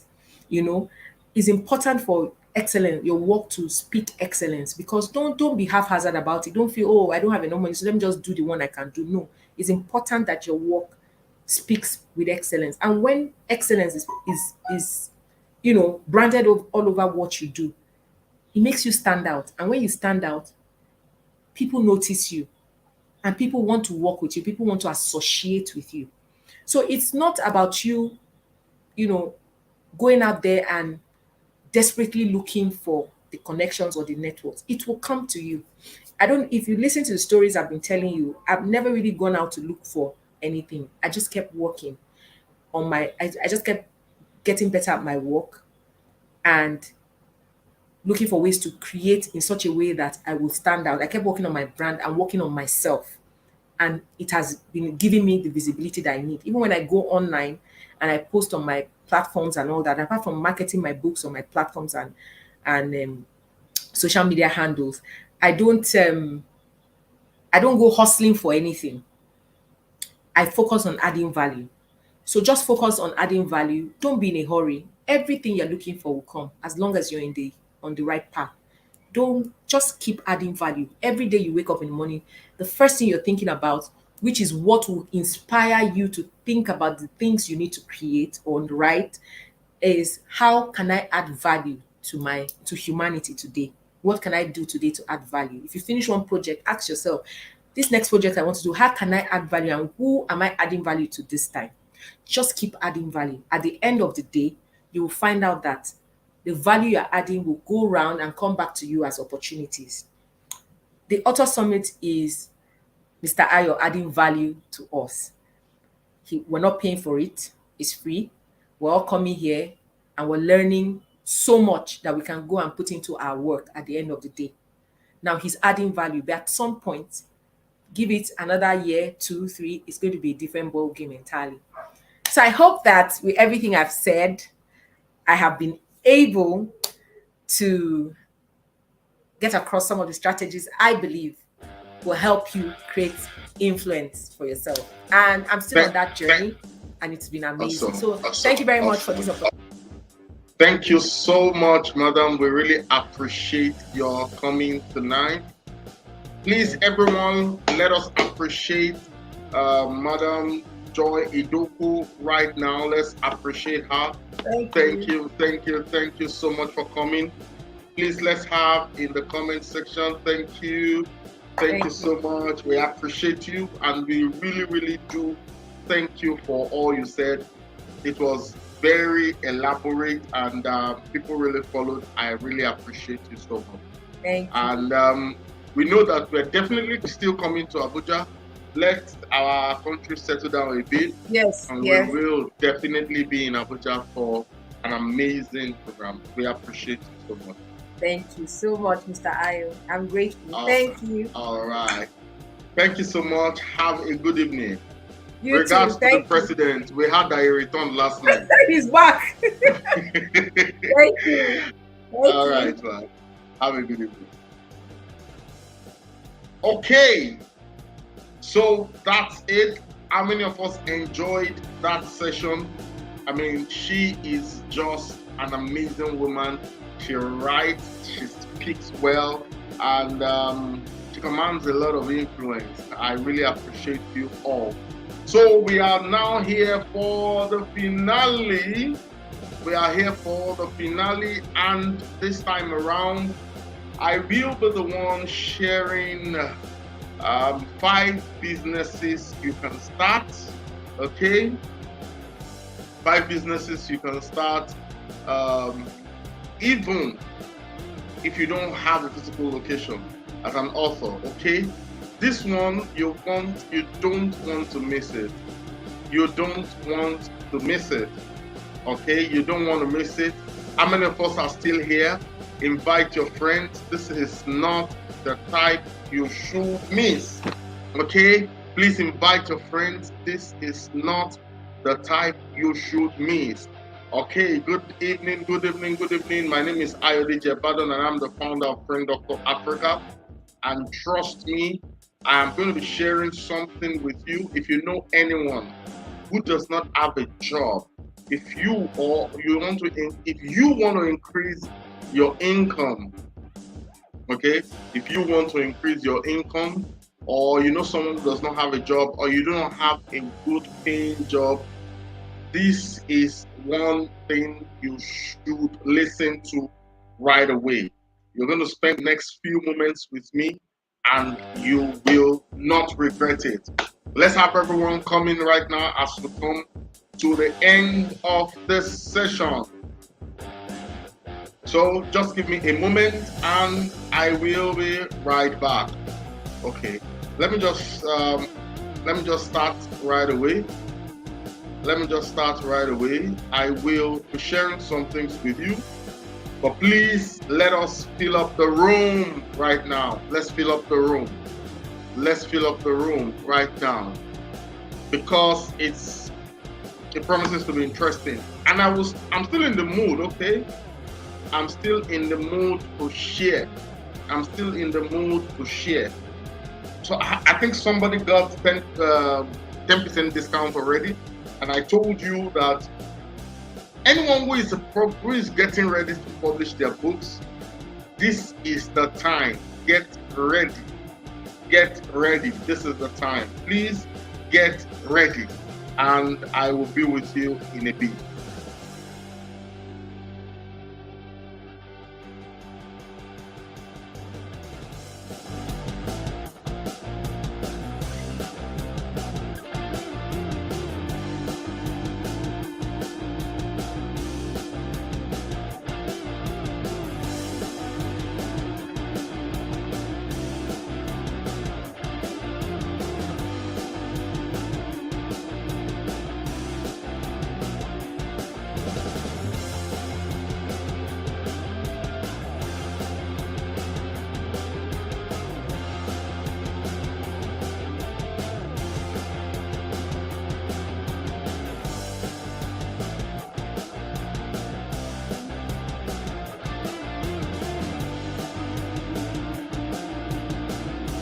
Hello, good evening.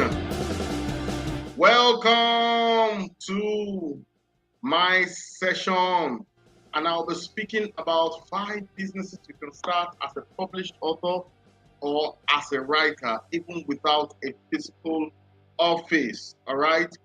My name is Ayodele Badon, as you probably know already, and if you're meeting me for the first time, I'm the one they call the Print Doctor, because I'm the founder of Print Doctor Africa, first print-on-demand publishing platform in Sub-Saharan Africa. And to date, we have helped more than 500 people become published authors. We have delivered to 26 states in Nigeria. We've delivered to 10 countries of the world, including US, Canada, UK, Dubai, Angola, Uganda, Libya, Ghana. We've done Benin Republic. In fact, we have a license office in Benin Republic, and we've done 4 continents of the world. So, ladies and gentlemen, please pay attention, because in this publishing game, we have done far. I'm also a business person. I'm a writer. I'm not just a publisher for writers. I'm also a writer, and I have written 6 books to date. My 6th book was published in conjunction with my wife, in partnership with my wife.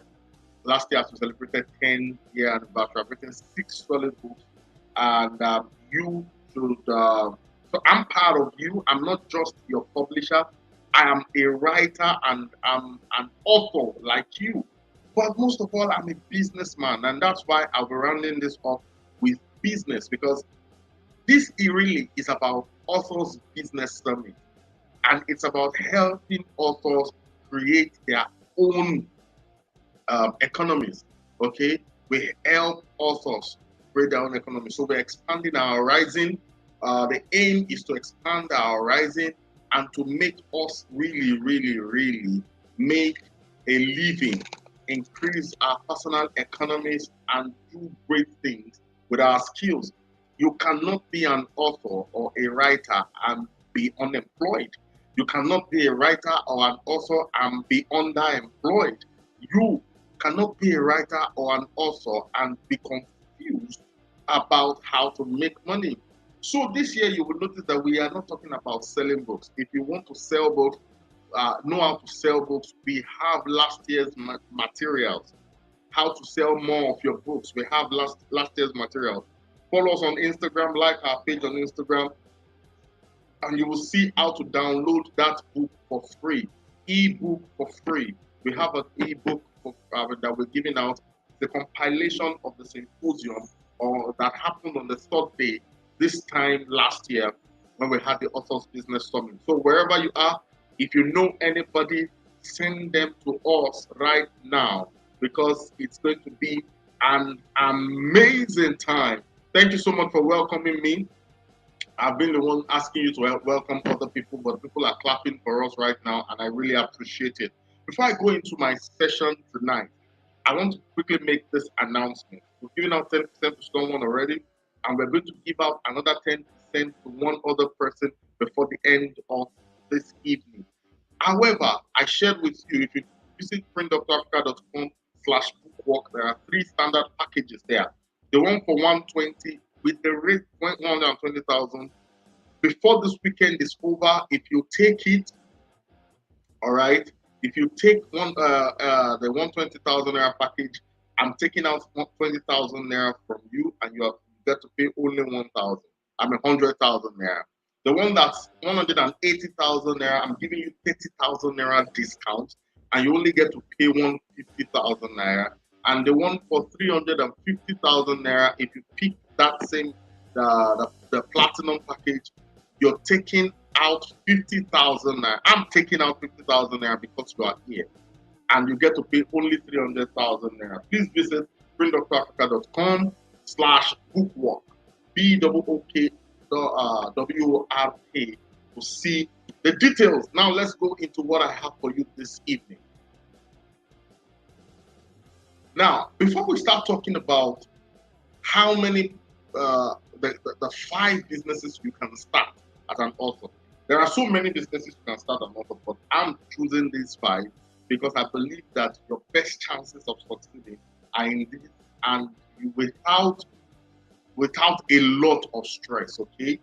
Without a lot of stress. However, let us do this. Before you go into those businesses, I want to help out with some essentials for building any business in 2022. Because should you choose any of those 5 that I'll be discussing this evening, should you choose any of them, these are 5 essential things that you should have in your business. The first one is ensure that your business, whatever business you do as an author, your book, whatever it is, make sure that it is easy to be discovered. Yes, thank you. printdoctorafrica.com/bookwork. Thank you for helping me with that. Okay, because I'm very passionate about writers. I'm very, very passionate about the book industry. It is impossible and it is wrong for you to be an author or writer and unemployed, underemployed, or even confused.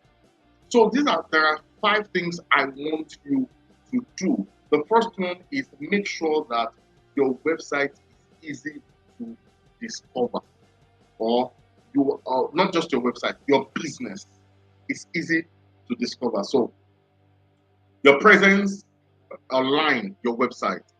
A lot of us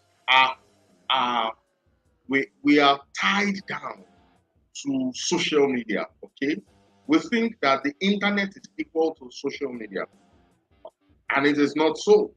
The internet is not equal to social media. Social media is a part of the internet, but the internet is much wider. If you own a website, you are on the wider internet. I am not asking you. Don't ignore one for the other. Basically, that's what I'm trying to say. Don't ignore one for the other. So it's important that you have your website, okay? Of course, if any business without WhatsApp right now is, I don't know how they want to sort it out, okay? WhatsApp is important. Having a Google verified page works wonders. I can't tell you how many businesses we've gotten from Google without running any ads. So we're not just on social media. Our social media, yes, we are here, but we're also a verified Google page, verified Google business. All right. So it's very important that your business is verified on Google. It makes people trust a lot of things they see on Google more than social media, believe me. And if you now begin to run ads, just imagine how much you can get. The Google, there are billions of searches on Google, all right? So if your Google page is verified, and the verification of Google is not automatic, that's one of the things that makes people trust it. It's just like having a verified social media handle. It's not automatic. It's not just given to you.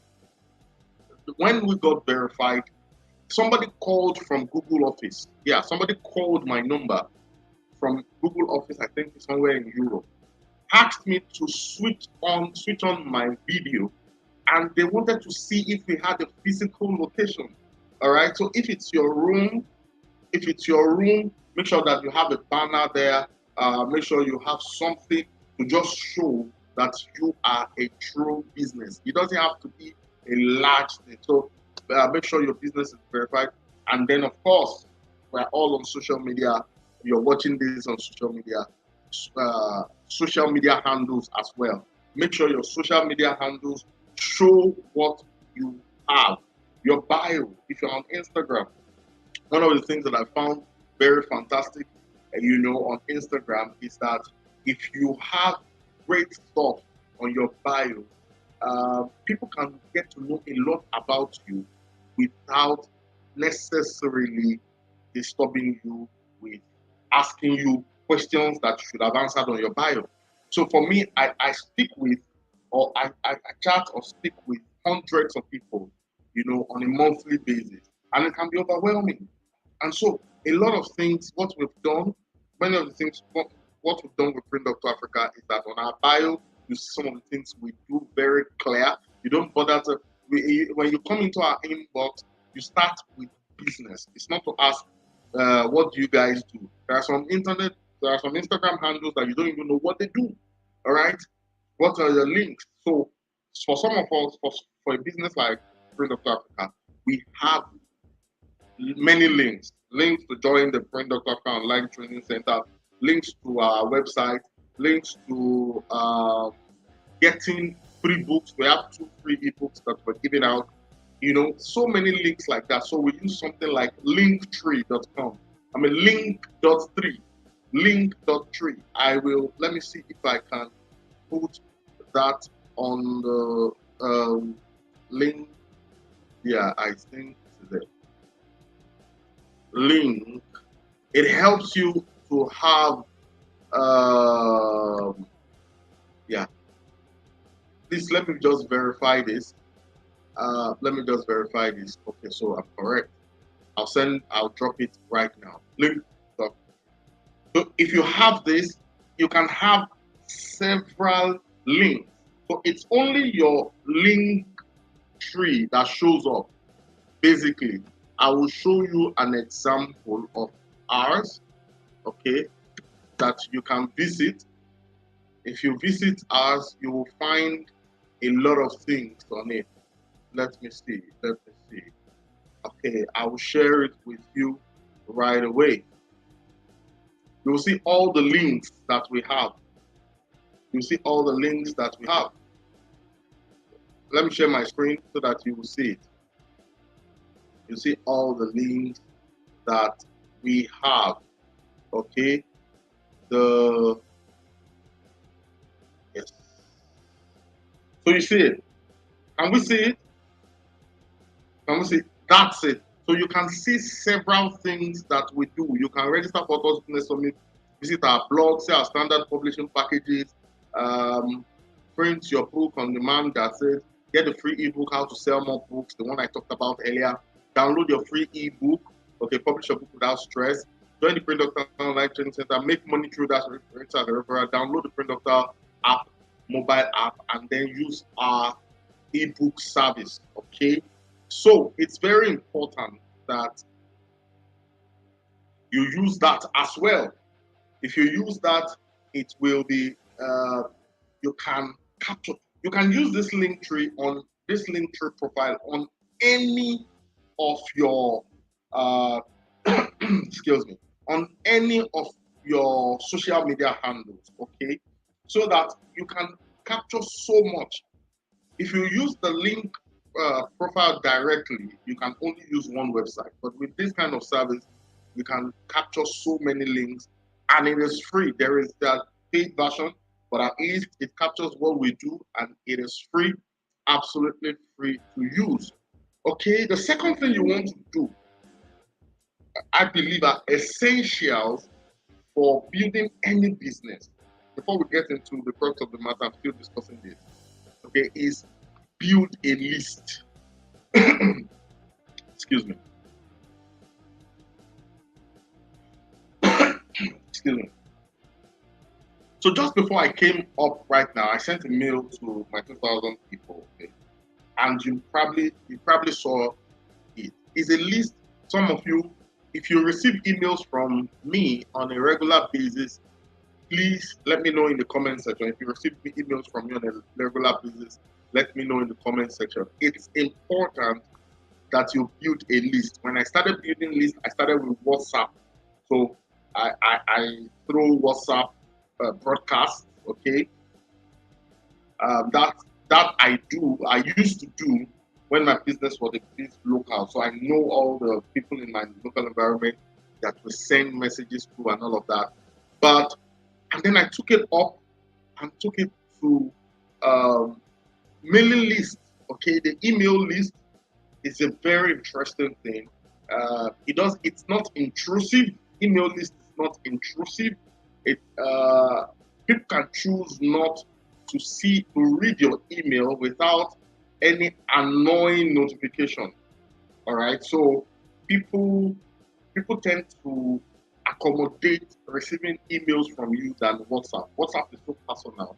It's direct messaging. It's so personal. And if you're dumping messages regularly, the way we send emails, it can be annoying. That's why I actually stopped it, because I didn't want people to be annoyed with me or my brand. Okay? So I still do with a different thing, but it's not with this business. And then the Wealthy Authors Network, once in a while, to send messages to them, and it's because they are not a cold audience, and I'm not really marketing to them. People who receive such messages are already our customers. Okay, so they mostly love to read from us if we have any updates. So it's very important that you build a list. The third thing that is important that you do is automate repetitive processes. Automate repetitive processes. But I don't know if any of us have tried to use our flagship website. Okay, this website, no other publishing company has this type of website in the whole of Africa, whether it is sub-Saharan or post-Saharan Africa. No other company has it, because it saves your time, it saves our time, we get the job done. We've received a couple of requests because they just simply went to the website. And many of them, when you send me a message for the first time and we've never chatted before, the first response, which is also automated. Typically, I'm supposed to say good afternoon, this, good morning, hi, hello, whatever it is. The first response you get from us, if you've never chatted before, is an automated response that tells you all the channels that you can reach us with. Some people love it. Some people are not really interested in chatting with anybody. They will be very excited if they can get to be on the platform, if they can really get the job done without necessarily going back and forth. And believe me, they have been using it. So when they receive that message, some wait for me to still respond, and I do. Some are already satisfied with the automated response. So automate repetitive processes. There are so many things. For example,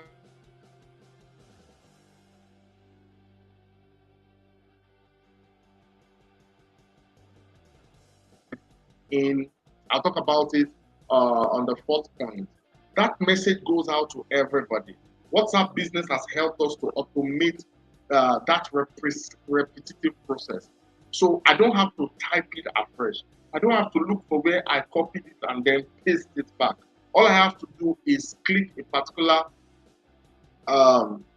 just one button, and it will bring out all the repetitive messages that I send out, and I will choose the one I want, and you'll receive that message. It will help you. It's an essential for building any business in 2022. All right. The fourth one is feedback mechanism. Feedback mechanism is very important. It's important to hear from people. So at Friend of Africa, we use Google Review and we use Trustpilot. People check the reviews.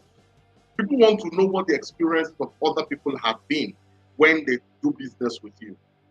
It's important that you have a, a, a facility for people to give feedback of your services. Okay, so Google review is free. Trustpilot is also free. They have paid service, but Trustpilot is dedicated to reviews. So outside the country, if you have clients that are in Europe and the West, basically, Trustpilot can be very good for you because they believe in Trustpilot a lot. Many of the big companies you know about use Trustpilot for their review mechanism. It helps you to convert a lot. And the fifth one is build a referral system. Let people make money from using your services. Let people make money. I learned this from Patrick David. I said, if you want to grow your business, make sure that people that are around you are making money every time you make money. And so we started a referral system.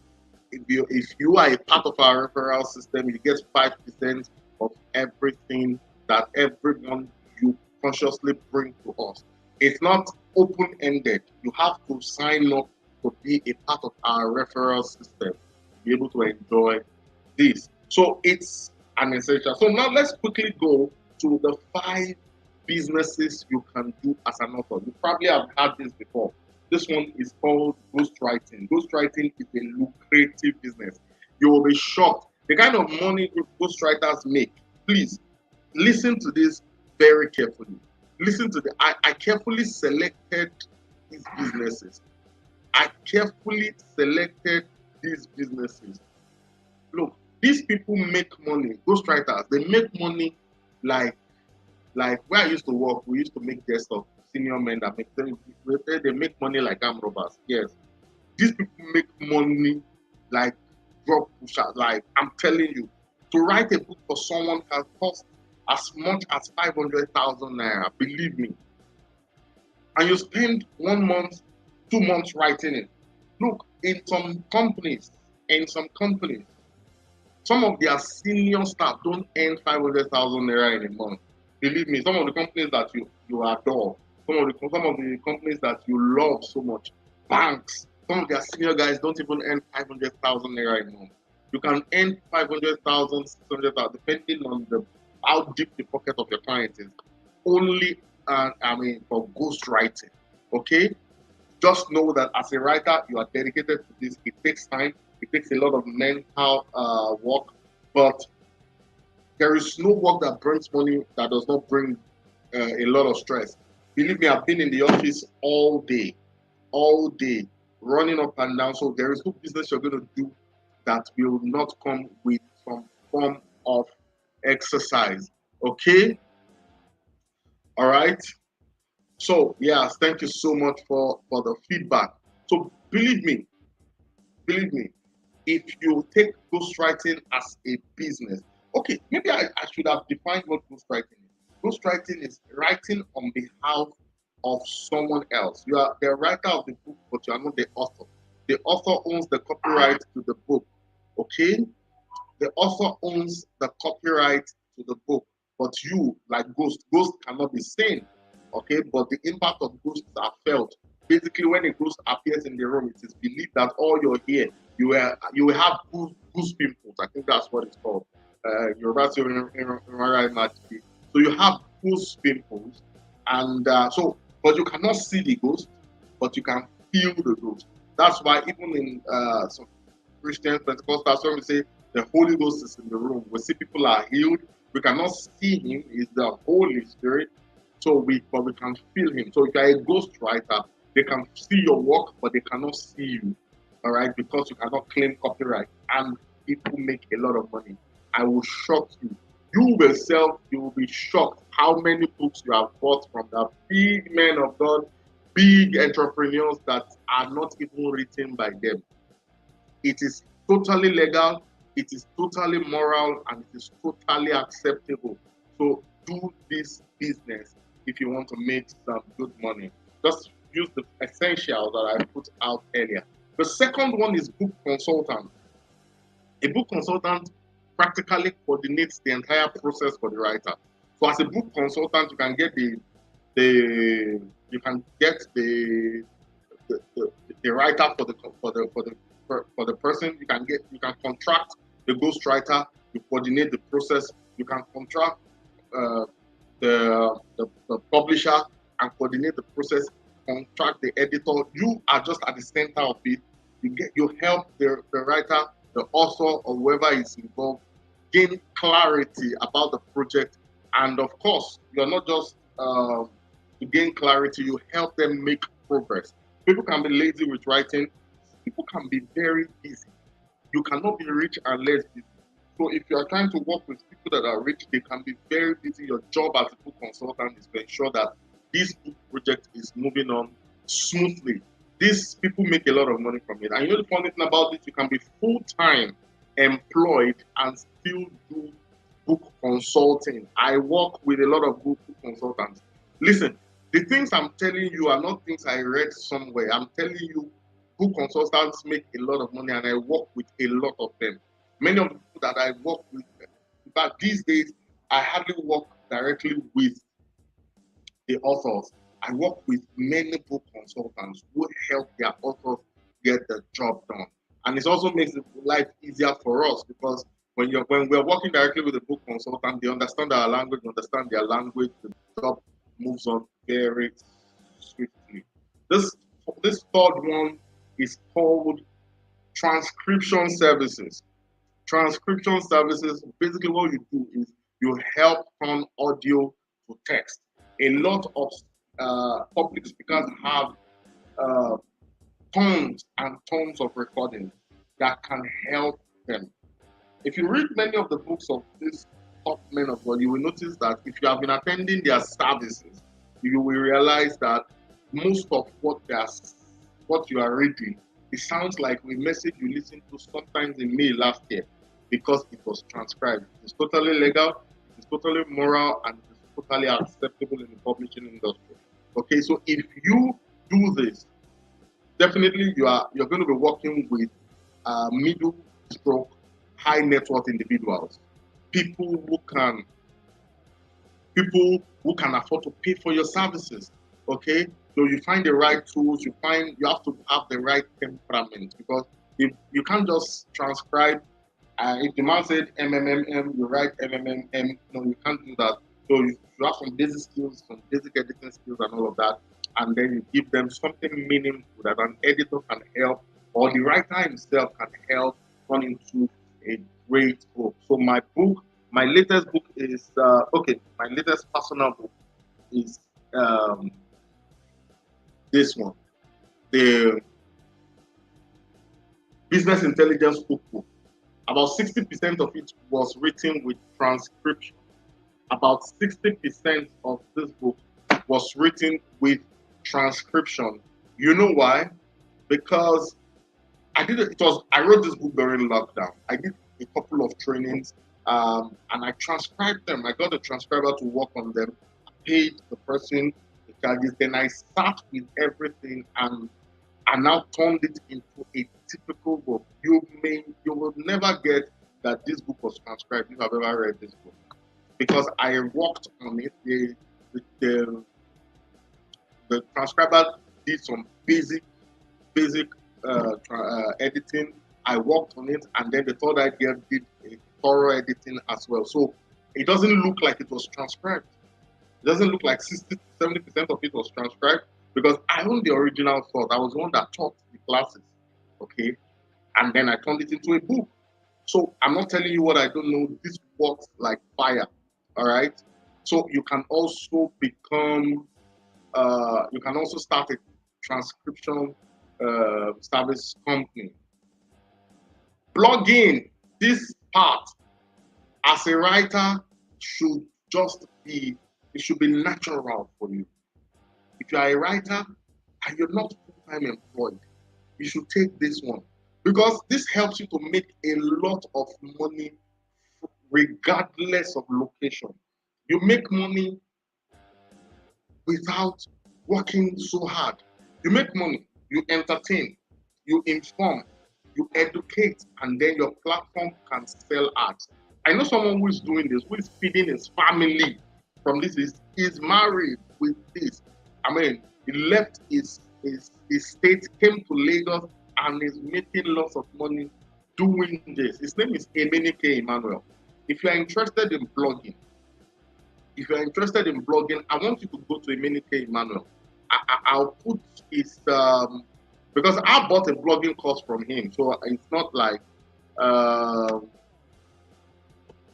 Emenike Emmanuel, that's his name. Emenike Emmanuel on Facebook. Go to Emenike Emmanuel and tell him that you are from Print Doctor. All right? And he will treat you absolutely well. If you have done any business with him, come back and let me know. Just send me the email address. Just start with me, inbox, on the WhatsApp group, or on and let me know that you have done this with him. I'm trying to drop the link to his profile now. This is Emenike Emmanuel. This is the gentleman. This is let me show you what you see. Let me show you what you see when you get to his profile. This is what you see. Okay, you see, that's what you see. That's the guy. So you don't think there could be many people bearing Emenike Emmanuel. This is the verified guy that teaches you blogging. This is the verified guy that teaches you blogging. Okay. Once you have done anything with him, just chat me up, inbox, and let me know. He's going to treat you fantastically well, and he has a massive course that you will love. So what do? You're already writing, right? Why are you broke? You're already writing. Why are you unemployed? You're already writing for free. I mean, you're a published author. You have advantages. Why don't you just turn it into a job and make a lot of money? All you do, you entertain people, you inform people, you educate people, and then you sell ads on your platform, and then you can make lots of money. All right? So, and this is the final one. You can start your own digital publishing business. Believe me, you can start your own digital publishing business. All you have to do is design and publish the books digitally on digital platforms for people. You can as well coordinate the printing process as a digital publishing entrepreneur. I know this. Let me tell you this story. I started something called expertdesignhub.com. I will show you. expertdesignhub.com. Please hold on. expertdesignhub.com. I started it, I think, sometimes in 2019. I will show this to you. It's a digital publishing or digital design company that is also involved in publishing. Expert Design Hub was designed in 2019. I did this website myself, okay? And I never really did anything with it. Let me show you expertdesignhub.com. I never really did anything with it. And then lockdown came. This is one of the most interesting things about owning a digital publishing company. And then lockdown came. You see what you're looking at right now? I fed my family fat during the lockdown. People were calling me. That they are broke. I was sending money to people. There are weeks that I made 100K, that I made 200K. There are months I made up to 500K. But the first month, the moment they locked down and we went to press, I just launched Facebook ads, and that month I think I made 400,000 or 500,000 naira on digital publishing alone. We were seated in the house, we loaded unlimited internet on the Wi-Fi, and we were watching movies. And some of the people, some of the relationships we forged have become some of our biggest clients today when lockdown was lifted because of this. This is digital publishing company. Trust me. Very interesting. That's all. Expertdesignhub.com. If I go to the home page, you look at it. If I go to the home page, you look at it. This is it. Right. It's loading quite slowly. Okay, I think it's because we are sharing there is a lot in there. It's because we are sharing, it's finer than this. It's struggling. It's struggling because we are sharing it on StreamYard. Okay, so basically, that's how it works. If you own a digital publishing company, you help people design and publish their books. You help to even coordinate. Once you know, this one requires some skills actually. Um, this one requires you to learn some things. And I want to use this opportunity to introduce something to you, especially if you are interested in the digital publishing business. If you are interested in the digital publishing business, please pay attention to what I am about to tell you. Please pay attention to what I'm about to tell you. This can make you a lot of money. You'll be shocked. Without owning a physical office, without running up and down looking for people, you can own a digital publishing company. And it's very simple. You need some skills. The 5 skills that I talked about earlier, the 5 essentials that I talked about earlier can be used for any of this. Any of this. All you have to do is get people's manuscripts, design the manuscripts, and launch it. You saw the packages. You can also have your own different packages and launch it. You launch it, and then you can also become a premium partner to Print Doctor Africa. So you own a digital publishing business without moving an inch. Your jobs will be delivered. Not the funny thing, your jobs will be delivered without, if you please, without reference to Print Doctor Africa. If you do it as a referral business, you even get more bonuses. Okay, so you own everything. You own everything. You're using our machines. You're using me. You're using every one of us, and then you own everything about it. Okay, this. At this point, I want to introduce you as many people that are interested in this. I am launching something. I'm launching a course called Start a Profitable Digital Business and Digital Publishing Company, even if you cannot design. Yes, start a digital publishing, profitable digital publishing company, even if you cannot design. All right, and it's very important. Listen, I'm going to hold your hand and I'm going to show you. Let me just share with you. I'm going to show you the fundamentals of digital publishing. You're going to see amazing videos, just the way I work, not anything else. I'm going to show you how to use digital platforms, how to build an email list. I've talked about it, but now it's about the how. I've shown you what you need to do, but I'm going to show you, if you subscribe to this course, it's all videos. I'm going to show you how to build your own email list, how to create amazing book layout. Somebody still chatted me today and said she saw Sean Robinson's book, EJ. I don't know if she's on the platform. And she saw an amazing, she saw how the layout was. She was already talking to somebody. She saw our layout and was like, wow, this is so neat and this is so clean. I'm going to show you how to create your own book layout. I have people that have trained on this before and they are making a lot of money on it. If you permit me, I will talk about Sam Adetiran. I trained him on how to make layouts, and he owns his own, practically, he owns his own digital publishing company right now. Okay, because all these things that I'm sharing with you is what he does. I'm going to show you how to create fantastic book layout that makes Print Doctor Africa stand out among all. I'm going to show you how to create book covers that work on both digital platforms and on printers. A lot of people, I know people have shown you a lot of things, but believe me, when they send things to us, it is usually unprintable. But I'm going to show you how to design, and it's going to work. Yes, they said it's loaded. It is absolutely loaded. It's absolutely loaded.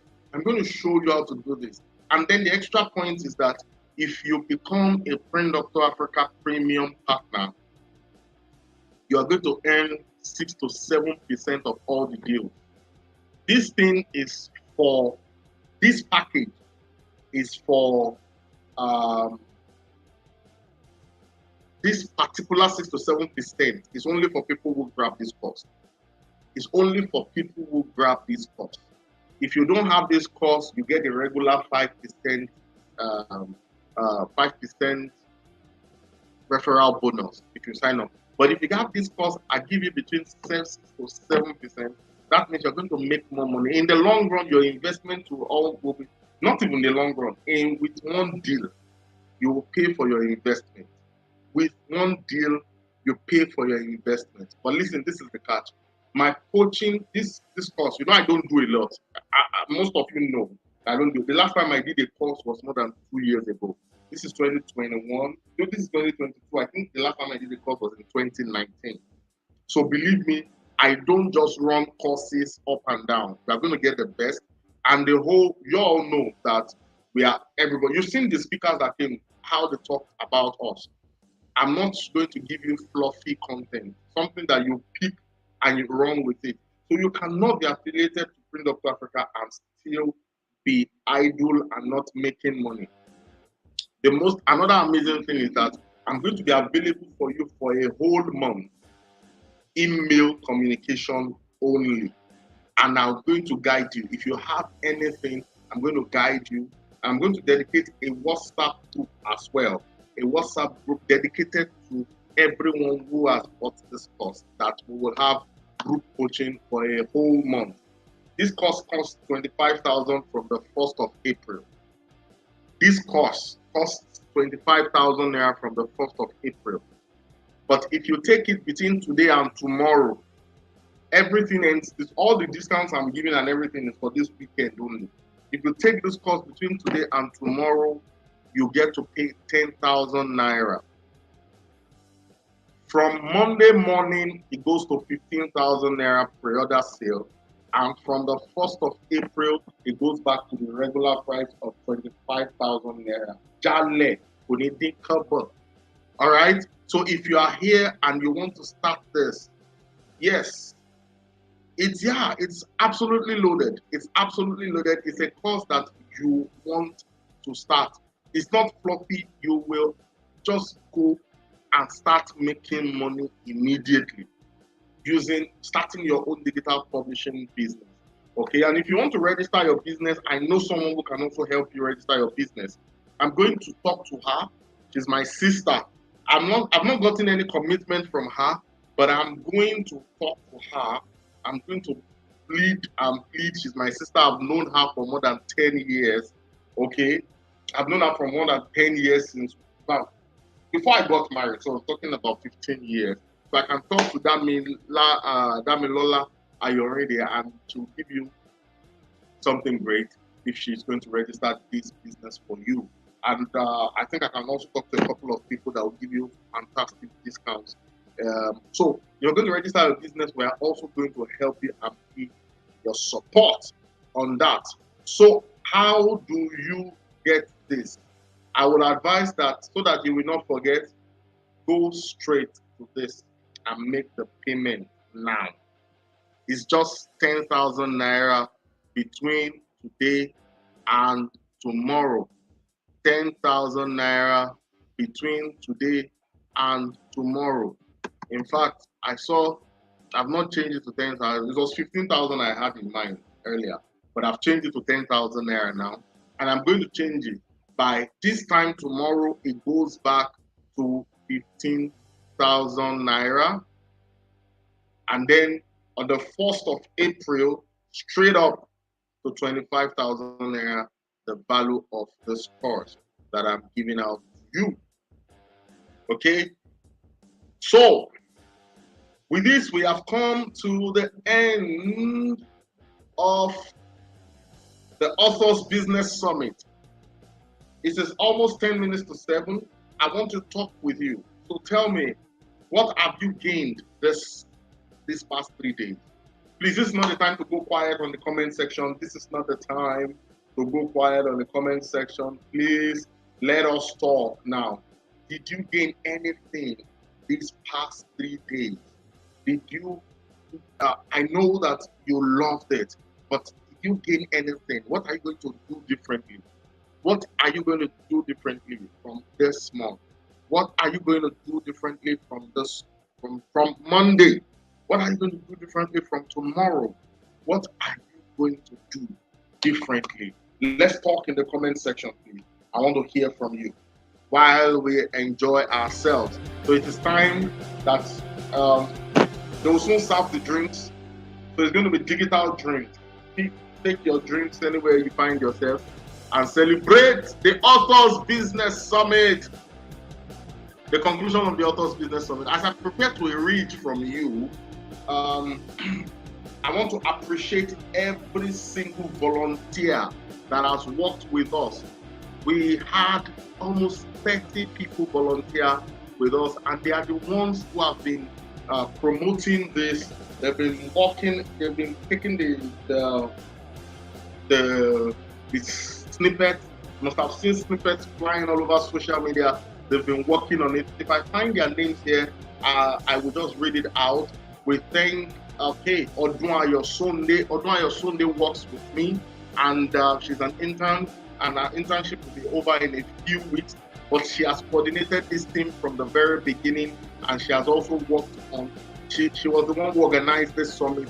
Basically, 99% of the work was done by her. I appreciate her. Ademola Morebise, Adeshonwo, Adepopoye, Awesomeness Eswabana, Imejuru, Francis Melody, Mrs. Blessing, Izuchuku, Adedolapo Ibadan, Rachel Odidi, Said Aziz has been the one doing all the designs.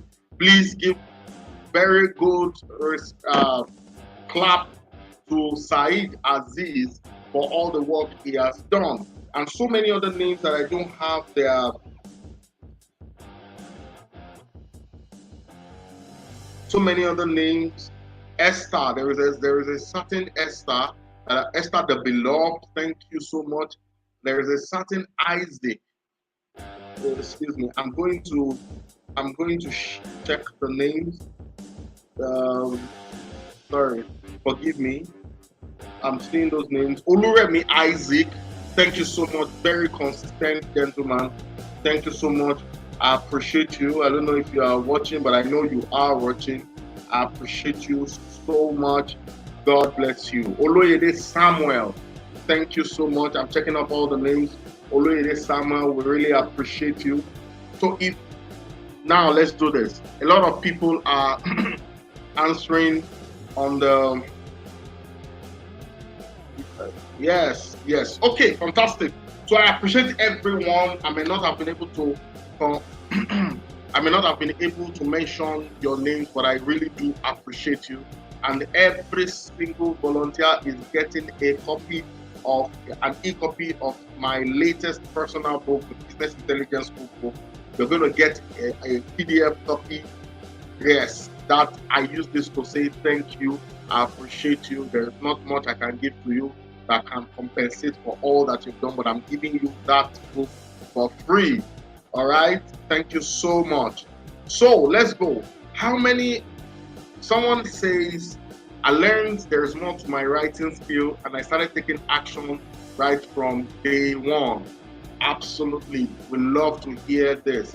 Let me try to see if I know who mentioned that. We appreciate you.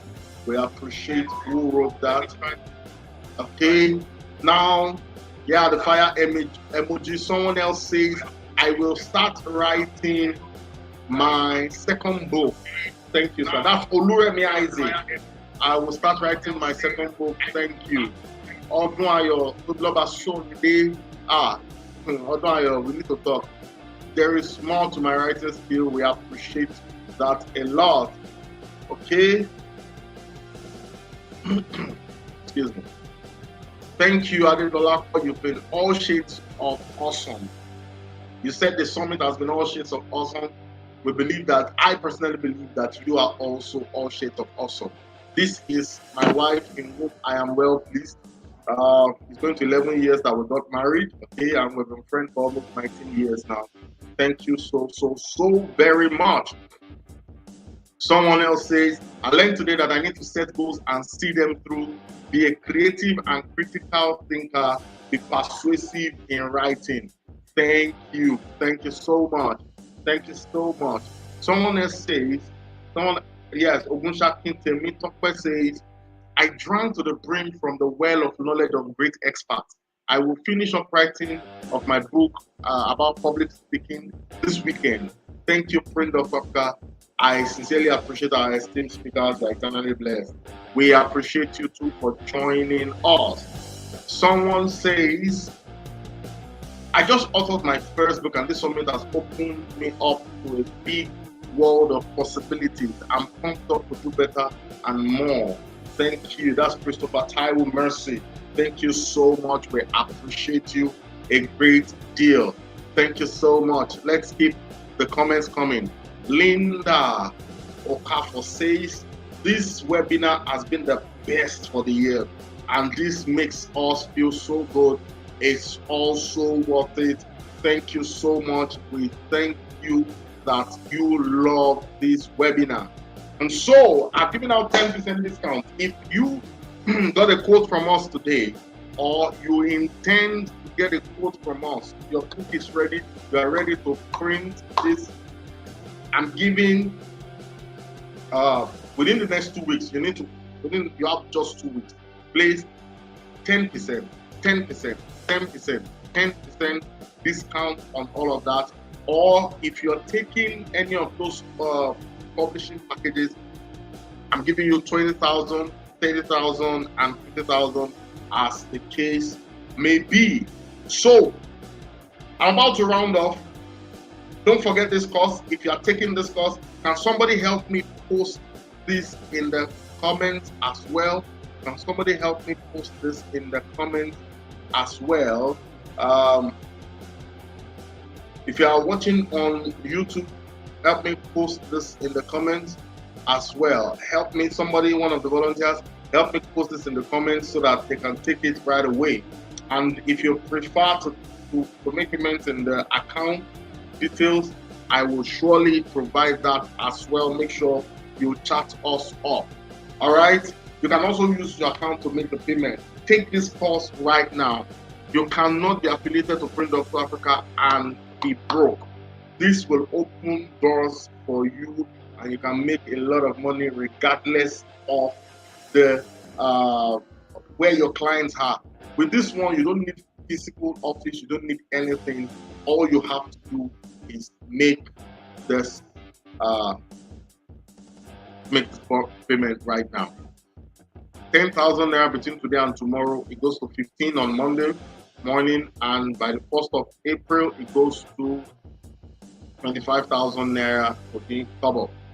All right. So somebody says all the sessions are quite insightful. Thank you to Print Doctor Africa speakers and volunteers. We appreciate it so much. I wish I could see that name. Thank you so much. That's from a Facebook user. Yes, the link has been posted. Do we have any questions? I just realized I'm not taking any questions from some of the things that I mentioned. Don't forget to check out Emenike for this. Check out Emenike for the plugin, okay? And get this course right now. Thank you so much. I really appreciate everyone. How many of us know that song? Okay. Yes. I'm waiting to see if we have any further feedback, because it makes us really feel good. Any questions? Any feedback? Any thoughts? Aha, thank you. Demilade Olasumbo dropped that last comment. Thank you. Demilade Olasumbo dropped the last comment. Thank you. Thank you so much. Thank you so much. Thank you so much. I forgot to thank Victoria Wana. Victoria Wana took the load off me yesterday when she hosted us, when she hosted the 2 sessions. Thank you, Victoria. I don't know if you are watching this, but I really, really appreciate you. My name is Ayodeji Ebada. I'm the founder of Spring Doctor Africa. And every year we bring to you the Authors Business Summit, and this is the 3rd year running. I want to appreciate every speaker, Ediran Edewo from Dubai. Thank you so much. She's my sister, and I really appreciate what you're doing for the publishing industry. Thank you, Madam Joy Idoko, who is a client that is fast becoming a sister as well, all the way from the city of Abuja. Thank you to Afro Joseph. You've been fantastic. You're doing great things as an author and as a farmer, and I pray that you're going greater heights. Thank you so much, Ijeoma Okoye Dicta, such a young lady who is doing phenomenal. She encourages me every time I read what she does. It's really encouraging. Thank you, thank you, thank you. And this is where we draw the curtain on this year's Authors Business Summit. See you. Bye-bye.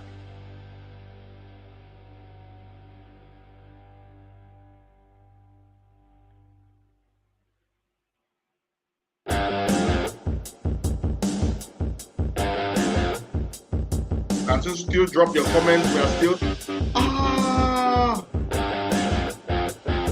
No way! I absolutely forgot. Mr. Kazim Apolore, who opened up the sessions on the first day. God bless you. God bless you so much. Yes, now we will draw the curtain on this year's Authors Business Summit. Bye-bye.